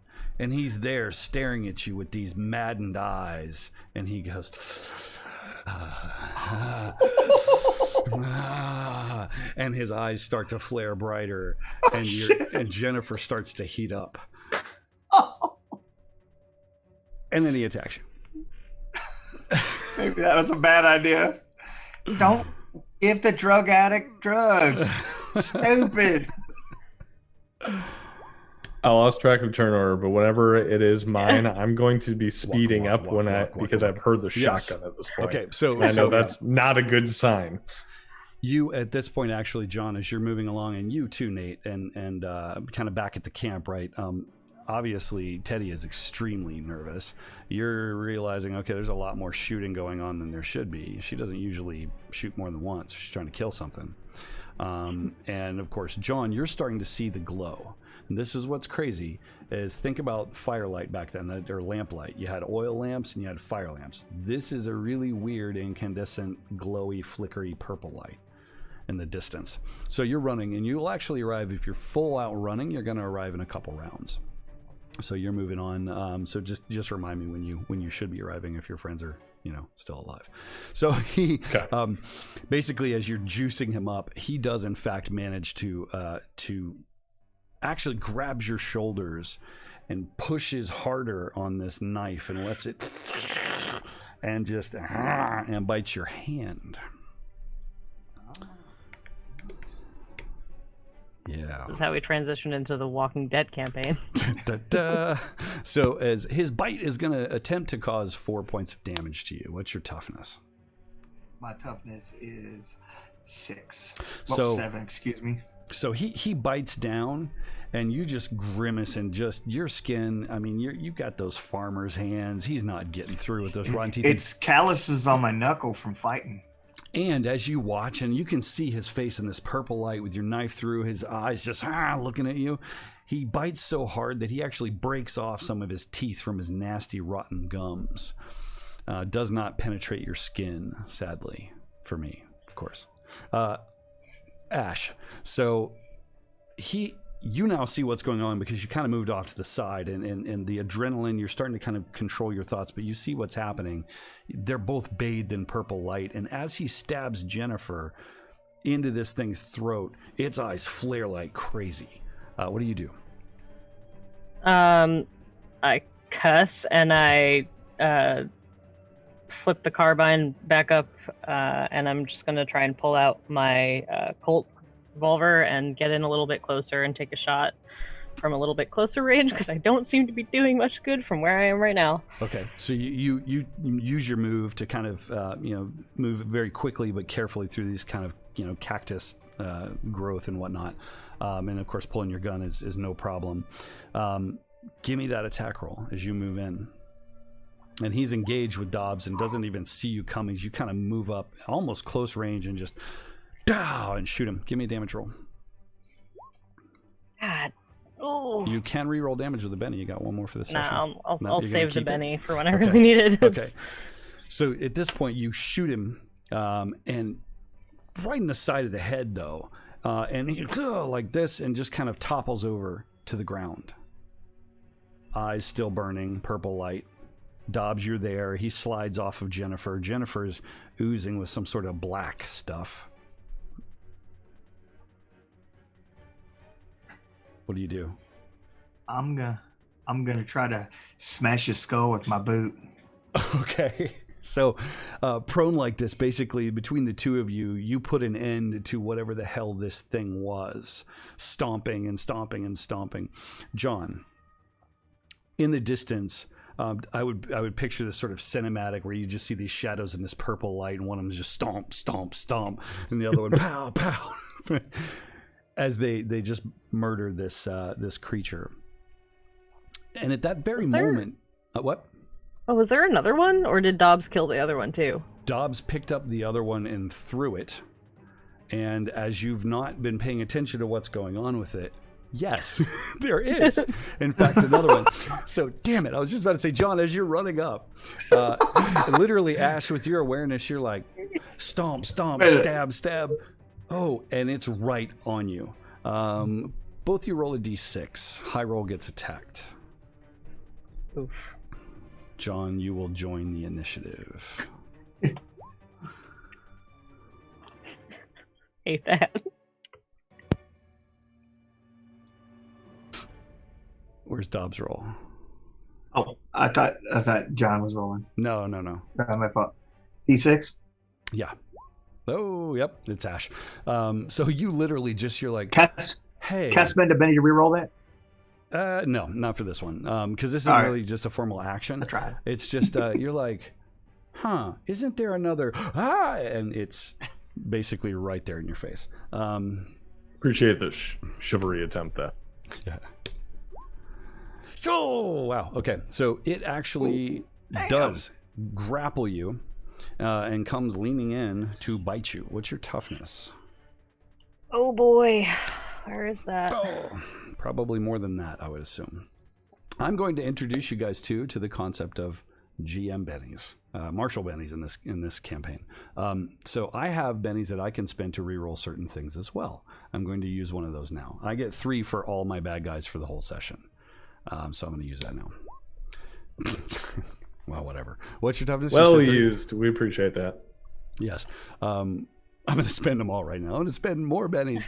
So Another one. Yeah, this mob creature just basically leans in and bites at you and gets a big mouthful of your shirt collar and the strap for your rifle. But you can smell the stench of its breath. And it just feel the cold, wet slickness of its skin. How do you react to that, Ash? I pull my pistol around to try and get it in between me and him, and just try and shoot directly, like under his chin and up through his head. Give me that roll with a +2, please. Okay.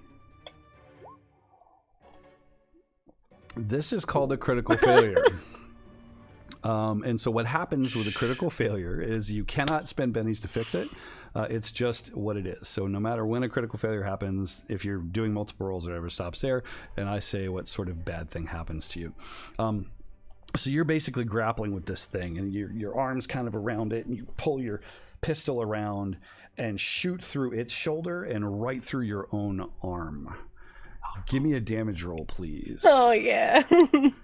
Great. Oh, Jesus. Oh! Damn. Yeah. This is where Ash kills herself. Ooh. Oh, man. Rough. Okay, so yeah, you will be shaken for sure. What's your your toughness is who? Was 3? 5. It's 5. Okay, so you'll take 2. So actually, you should be you are shaken at this point. So you can only act free actions and things like that. You can't engage in any kind of combat. You're like, ow, this really hurts. You can feel the warmth of your blood. The good news is you saw the bullet hit the cactus kind of off to the side of you. So you're just like, when you see it blow through, and only like a millisecond later realize that it was through your arm. So it's going to continue to be grappled with you. Dobbs, you get to act. So first of all, you just hear all this commotion, and you're stomping, and this thing's not moving, but it's not dying either, you think. All right. Well, I hear, I'm assuming I hear Ash fire the gun again. You do, for sure. Like right there next to you. Right there? Yes, right there next to you. So I'm going to turn around and try to grab this thing as best I can. Okay. And like maybe try to punch it in the back of the head. Okay. Since I'm like maybe behind it. Yeah, you would actually be, well, it technically is behind you. So as you turn, you're kind of coming in from the side. Yeah. John, you arrive as well. And I'll be like, it ain't time to eat. Ain't no dinner bell been ringing, boy. Boy. He's the guy that calls a zombie boy. Also, I think I'm giving Ash a Benny for shooting herself through the arm. That's the least I can do. It was a great shot. 7. Okay, so you do, Jesus. So you just as you say that, this is a what's called an extra. An extra can't really tolerate wounds, so they die. You tell me what that's like. You turn and give it your all, and his head's already a little mushy from you throwing him, and Ash, grappling with him. What's that like? I'll just punch it as hard as I can. It's like the front row at a Gallagher concert. I just like punch straight through his head, and his head just explodes, and like little bits and pieces just kind of go over Ash. You just straight through the back of his head, and yeah, you do, and in fact, you have to push him off your arm so that he can fall down, because otherwise, you're holding him up like a puppet.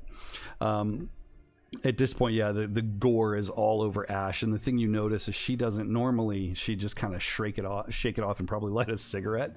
She's dazed. Something's wrong with her, and you notice blood flowing pretty freely. She might need a little bit of help to recover. John, you arrive as they're sort of dealing with this. The purple flame thing, its head now completely mashed and weird, sits up. Give me a notice roll, please.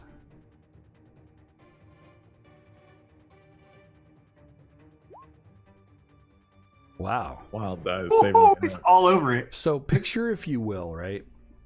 See if I can get this description right. So if I were to stomp a human head until its eye had burst and I could see into its more or less empty skull, and let's just pretend that there's a marble-sized something up here. And when this thing sits up, it drops, and you see it through the eye socket, sort of just like doop, like a die dropping, and you can almost sense that it's clattering around in there. Okay. Me running up to this scene, just seeing Ash with something just blown to bits on top of her, basically at this point. See that thing set up. The purple flame I probably haven't seen before, but I'm going to try to counter that with some green flame of my own, and I just pull out 2 cards and throw it at it. And wow, nice. There's your wild that would die. be a raise. Yes. Damn, Gambit. That would be 3d6. I'm not sure if this is going to roll 3 automatically. It did 2d6. Oh yeah, but then another 2d6. So yeah, or another d6. So 8 damage. So basically, tell us what happens. This is your kill. What happens? Yeah, I just immediately see that. I see the flame. I see whatever it is drop, and I know something's wrong with this scene. This should not be raising up. See the purple flame. I know immediately it's magic. I have experience with that and prove that by basically whipping out 2 cards and just throwing them. They just go with a green flame straight into the head and just out the back of it. And so the scene, think of this it. off to the side, right? You've got Ash, you got Dobbs. Dobbs is kind of grabbing Ash, and like they're sort of having a conversation, or a quick, hurried sort of conversation around what happened to her. She's got gore and all this, and you just step up. Have they ever seen you do these kind of things before, or do you keep it secret? I would say this one probably not. I don't think we've had any magical dealings before, so this is probably a new one and not something I would normally do, but seeing that flame immediately, there wasn't going to be a second guess of drawing my gun on that one. Yeah, so what is the damage like? Is it fire damage? Is that what happens with this one? I'm not sure if it actually specifies. Well, then you tell me. What do you want it to be? This is your character. Yeah, I would imagine it to be fire damage. So you basically come in with this green flame, like, and these cards, like little, like paper thin shuriken, just saw this thing's head, and it bursts into this green flame. What's crazy though is as the flame kind of flares up, you see the shadow of a man in a white hat. And he walks away from the there's a cool song playing too. We're gonna get copyright infringed for that. Damn it.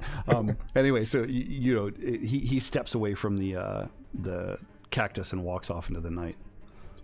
Okay, so he's just kind of like behind. He's always there for you. Okay. Yeah, that's fair. This thing goes quiet, and you kind of notice there's this steaming. It looks like a rock from here, just sitting next to it. But meanwhile, there's chaos going around. So you lay this thing out. The green light kind of coalesces. Now, from all the way back to the campsite, Nate, you basically see this sort of flash of green light coming from way up out of nowhere, just like a split second, like the gods are sending energy down. And then, of course, there's this explosion of it. What's going on with Dobbs and Ash?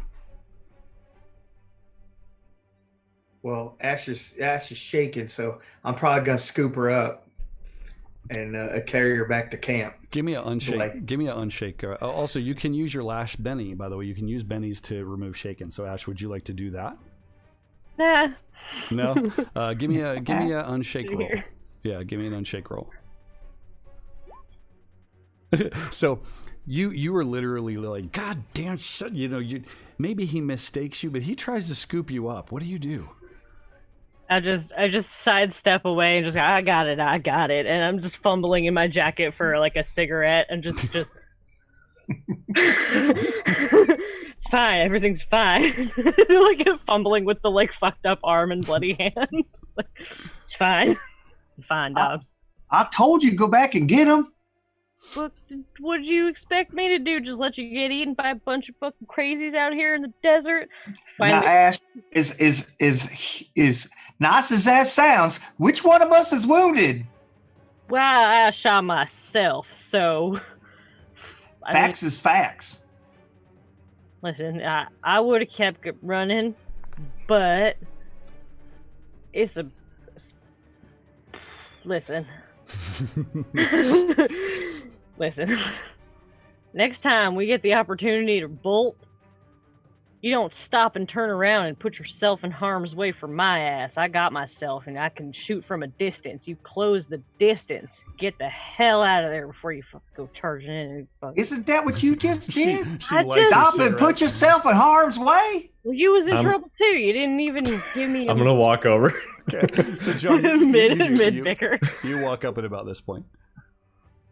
Guys, come on. Where the hell were you? Settle down. I just figured off looking for Murph and shooting varmints or something until I heard your old trusty shotgun go off. Then I was like, oh, something's wrong. Yeah. Note to self. What was that? It takes at least 4 rifle shots and 2 shotgun blasts and a bunch of screaming before Jahan is going to come running. Well, I mean, you two can handle yourselves. Granted, what incarnation is that? My question is, why the hell did Nate send the shot one out to help us? We'll have that discussion later. Why do you think it took me so long? So, Nate, what are you just a quick segue. So, Nate, what are you doing? You're back at the campsite. There's all this chaos and magic sounds and shit, and they're very distant and echoey, right? And Teddy is freaking out. What are you doing? So I'm trying to keep Teddy calm, right? Because I feel like he could get skittish and he could run. And so I'm telling him a story. I'm like, so I'm sitting there with Timmy Jenkins, right? The wedding has just happened 30 minutes. And I turn around looking for John. And I can't find him anywhere. And like, as I'm telling this, I hear the shots. And like, I know what's going on, right? Mentally, I'm there, but physically, I'm here. And so I continue on with the story. I said, and then I start hearing the hollering. There he is, the groomsman. Well, he found John, and here comes the bride running out. You had to see it. You had to be there. And at this point, whoosh, the green light, right? And I can't stay in the moment anymore. And it's anyway, I guess you had to be there. Yeah, you doing all right? You doing all right? I'm beginning to think, Mr. Nate, there's something wrong with you. There's a fighting going on over there. And you talk about weddings? We're gonna die. What if that's them getting killed? Listen, you Teddy, gonna pretend that you got a bum leg or something? Give me a gun. I can help fight. You don't need a gun. I do need a gun. Every man needs a gun. Every man and woman needs a gun in Wild West. Weird West. You don't say Weird West, but you might at this point. Yeah. They'll be just fine. They can handle themselves, and they'll be back before you know it. Why don't you tell me a story? Where'd you grow up there, Teddy?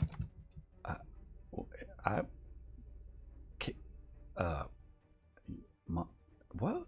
And then the camera flashes back as he begins to try to tell you somewhere in Iowa. What do you do? So the quiet has fallen over the scene. Ash, the dull ache is starting to really kick in. You've had a chance to look at the wound in the moonlight, and you winged yourself. You didn't quite get any important blood vessels. It's gonna heal, but hurts like hell for sure. And there's the matter of these men.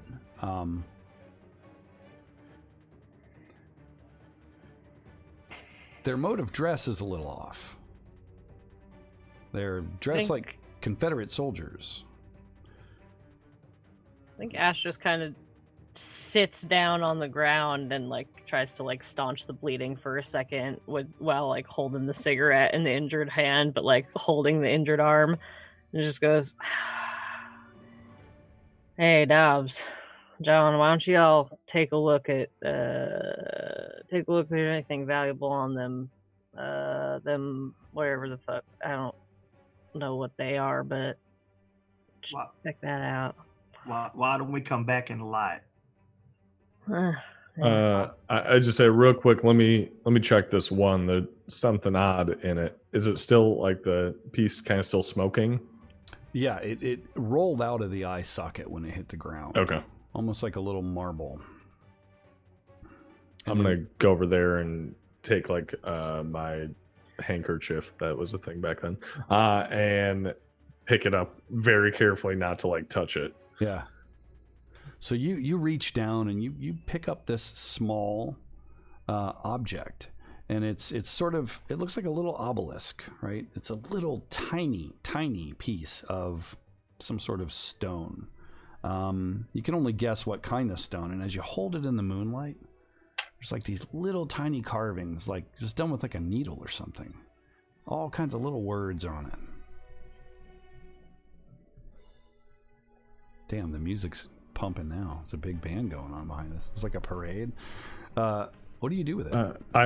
I'm gonna just put in my pocket for now and say we should probably take a look at this back at camp. But Dobbs, I think you're right. We'll come out here and take a real look at the rest of these, whatever they are, in the morning.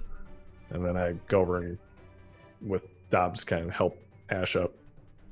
Yeah. So Ash is there smoking her cigarette. She's bleeding, blood all over her hand, and so she's smoking her own blood too. It's so Ash, right? You guys limp your way back to camp. So Nate, you're back there, and you've gotten about half of what you asked for out of Teddy over the last, say, 10-15 minutes. He talks a little bit about not liking school, and his parents are farmers, and And then he just, why are we talking about this? And he notices you notice their shadows. And he looks, and just kind of turns, kicking dirt into the fire as he does.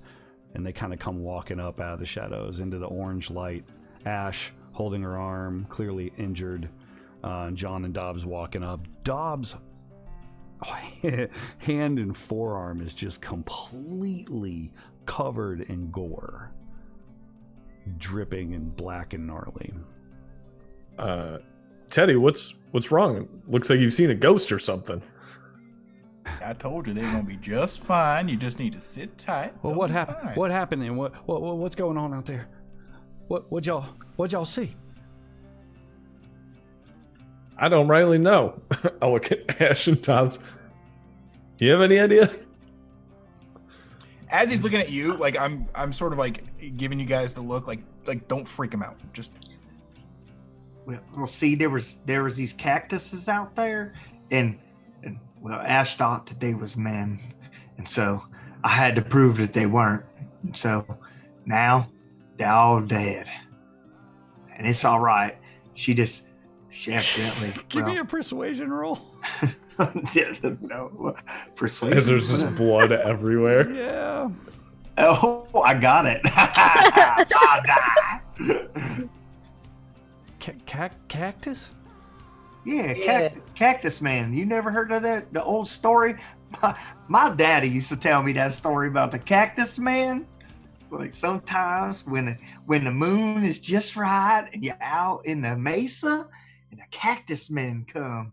But so it was a cactus man? It's an man? old wives' tale. So are you telling me that there's a cactus man out there? Or that she was just shooting a cactus? No. Listen. It's just a couple coyotes on the trail, and then Dobbs, got to punching, and I done tripped into a cactus. Mr. Dobbs, you were fist fighting with a coyote? Yeah, I saw the blood, see, it's just got the... It's fine, though, don't worry about it. It's been known to happen. They don't know when to run. Yeah, you should see the other coyote guy. I just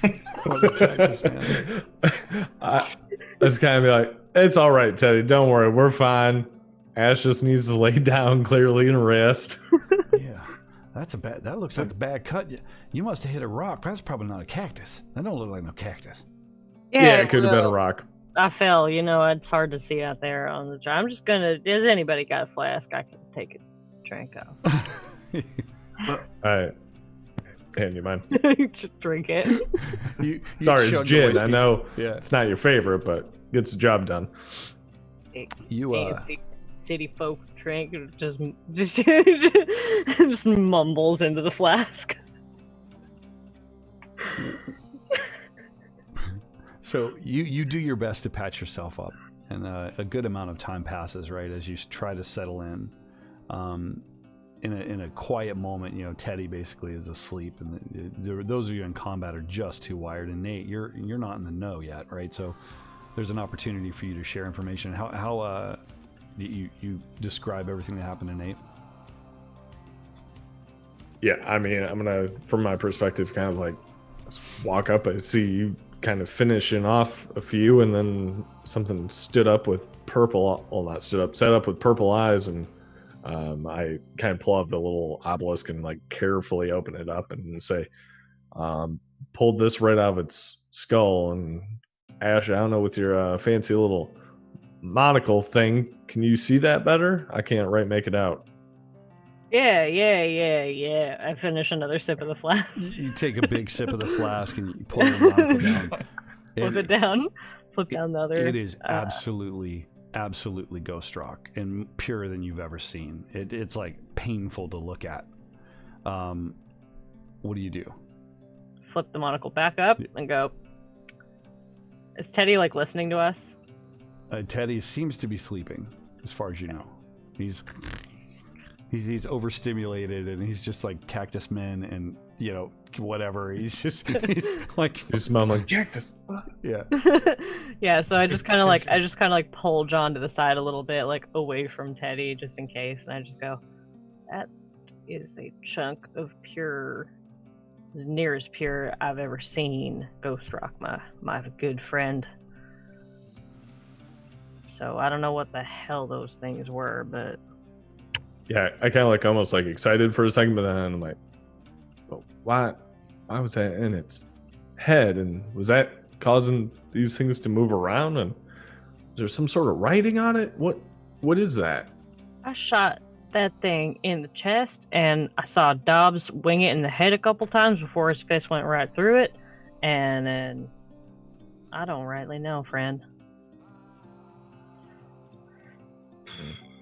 Kind of come back over to Nate and Dobbs and just kind of whisper and be like, you have any idea why that would be out here looking for us?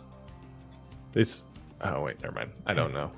He said he could sense it, and they was looking for Ghost Rock. When I punched him with Jennifer, he was like he inhaled what was in my arm. Hey, Dobbs, let me see that thing. Well, I'll let her see it. Yeah, can I take a look at Jennifer with the monocle as well? You can. The same. Not pure, right? Not just pure, but wrought with it. As you kind of pass the monocle over, it takes you a second, and it's almost like you get a sense of the thing. Like you can almost feel like where it came from and the love that it was crafted with. And you stop just short. You see the J.E. just being cut into this thing with this completely just diamond sharp piece of ghost rock. You don't know why yet. And you just get that headache that you get when you look at these things. But it's absolutely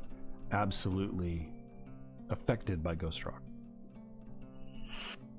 Yeah, hey, Dobbs, next time somebody seems to be fiending for ghost rock, maybe don't pull out young Jennifer over there, because she's a bit laced with it, if you catch my meaning. I think I'll catch you. Yeah. And you just have never shown anyone this thing, right? You keep it real close, and every once in a while you're cleaning it, but there's never really any reason. But this blows your mind. Who the hell is Jennifer? You said Murph brought that thing to you? Well, it was in a saddlebag. He took it. Well, it was in a satchel. It wasn't a saddlebag. It was somebody's satchel. He took it. Well, you know how sometimes he just finds stuff, and he brought it. And I looked all over for some girl named Jennifer, but I never seen her. Hey, listen, Dobbs. The next time your horse gets me into a scrap like that, if I find him, I'm gonna put a bullet between his eyes. Well, speaking of. Yeah, do we find Murph? Where's that damn horse? Almost as if on cue. Almost as if. You see the shadow of a horse wandering up, dragging its back leg, chewing something. And it just walks over the cactus that it was tied up to. It doesn't even regard you, right? Because you're by the fire and it was kind of off to the side. It kind of just walks up to the other horses and just...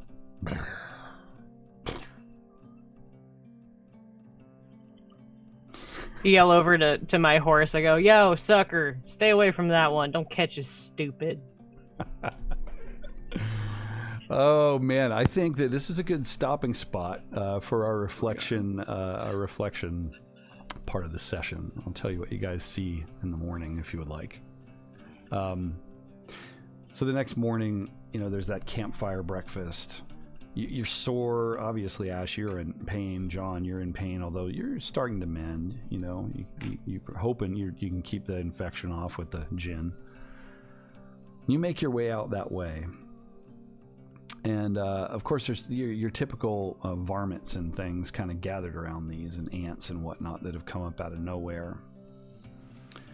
These people are gray, and not that pale kind of peaceful dead person gray. They're gray like they've been dead sometime, like corpses that had been in the process of rotting on a battlefield. They are in fact dressed in Confederate military uniforms, and what's interesting, give me all of you want to give me a notice check. See who notices it. The highest roll will get the credit there. John. Damn.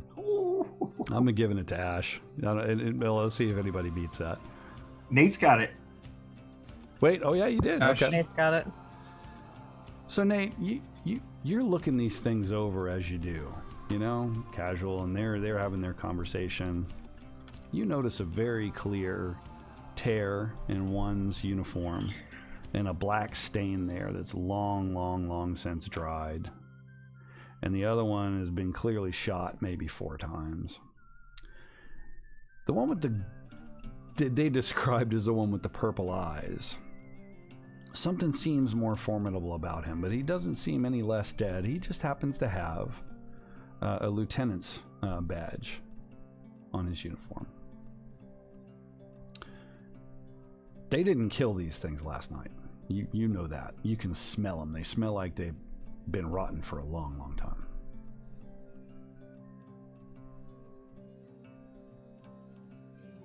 And with that realization, we will end and talk about how did you guys feel, man? How was it? We on track? Yeah. Absolutely. What was your favorite moment? I gotta say, Nate kills me. I absolutely just fuck it. You go so deep with him, and it's like you've been there waiting by that fire throughout that time and just kind of soaking in that. That's very good, man. Very solid. Thanks. Yeah, that was awesome. I was like, what's gonna have happened to the wedding? Because there was that whole bond session, right? Yeah, exactly. And so I was trying to leave it like as vague as possible so we can continue. Like you and I can both tell the story throughout the whole campaign, and we can add our little pieces, right? And that's so, because we just have like Pa and Timmy Jenkins' wedding, I saved you. That's as much as we know. So I figured we'll start that. That'll be like a little side story. Like absolutely. That's what those bonds are for, man. That's awesome. Yeah, that was amazing. I had to put myself on mute because I was literally crying over. Thank you. Yeah, it was awesome. Man, it was a great session. Yes, it was awesome. So what we know. I love that Dobbs just throws himself right into the fray at any opportunity. Like there's no hesitation. I'm like, we gotta get out of here, and you're like, I'm gonna punch these guys. Well, I was a little surprised when you were going the other way. I was like, last time you just punched the guy with a gun right away.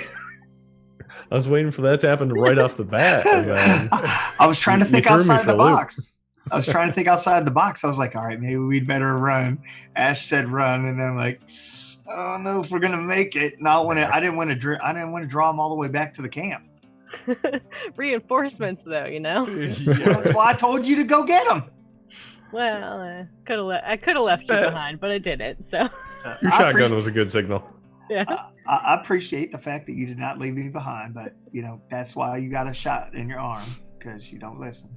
Oh, nice. So let's talk about where you're going next, right? So this story is going to evolve in all kinds of different ways as you go. I do not write canned adventures, so you are heading where? Are you going to the doctor's place? Or are you going to go headlong? You're going to go there? At least that was the plan before this encounter, so we'll see if that changes. But I technically need very to know interested if it to see that. So you got to let me know before you play again, at least. I heard tell about guns that shoot lightning, and that this guy might have some. I'm there. Pretty much sold on that.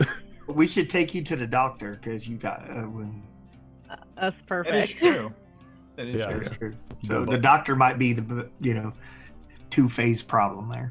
Yeah, we can handle. So wise, Dobbs. So wise. I know. I studied hard. So when next we meet, there's a homework assignment I'm going to give to Byron, which is we need a poem from Dobbs. Oh gosh. That he was inspired to write about what just happened. And, haiku, please. Yeah. I ain't promising no haiku. That's way too advanced. That involves counting. I'm not even going to promise. I'm not even going to promise that it rhymes in any way, shape, or form. Well, that's your homework assignment. You guys will head to Dr. Alexander's place, I believe was what he said. I think that's what I wrote down. I'm going to give out experience points. I wish I could give more. I am going to go ahead and give you, because this was a little bit of a side hustle, 2. And for those of you who play D&D and other games, no, I'm not a jackass. That's experience in Savage Worlds, the maximum per session is usually 3, unless something like massively important happens. So, but that should give you guys enough for an advance, right? So, because that would give you, what, 5, so you'd have some left 5, over. So basically, that means you'll spend 4 of your points or whatever, and you will get to pick from a list of advances on advance page, whatever page that is. But you can advance skills, you can advance attributes, buy edges, and all that sort of stuff. So have that figured out by the time we meet next. For those of you who tuned in, Mr. Tycho, no, rip Ash. Ash is never going to die. She's just going to become an undead. She'll be zombie Ash, smoking cigarettes and drinking. Thanks for tuning in, though. We're going to end the stream right here.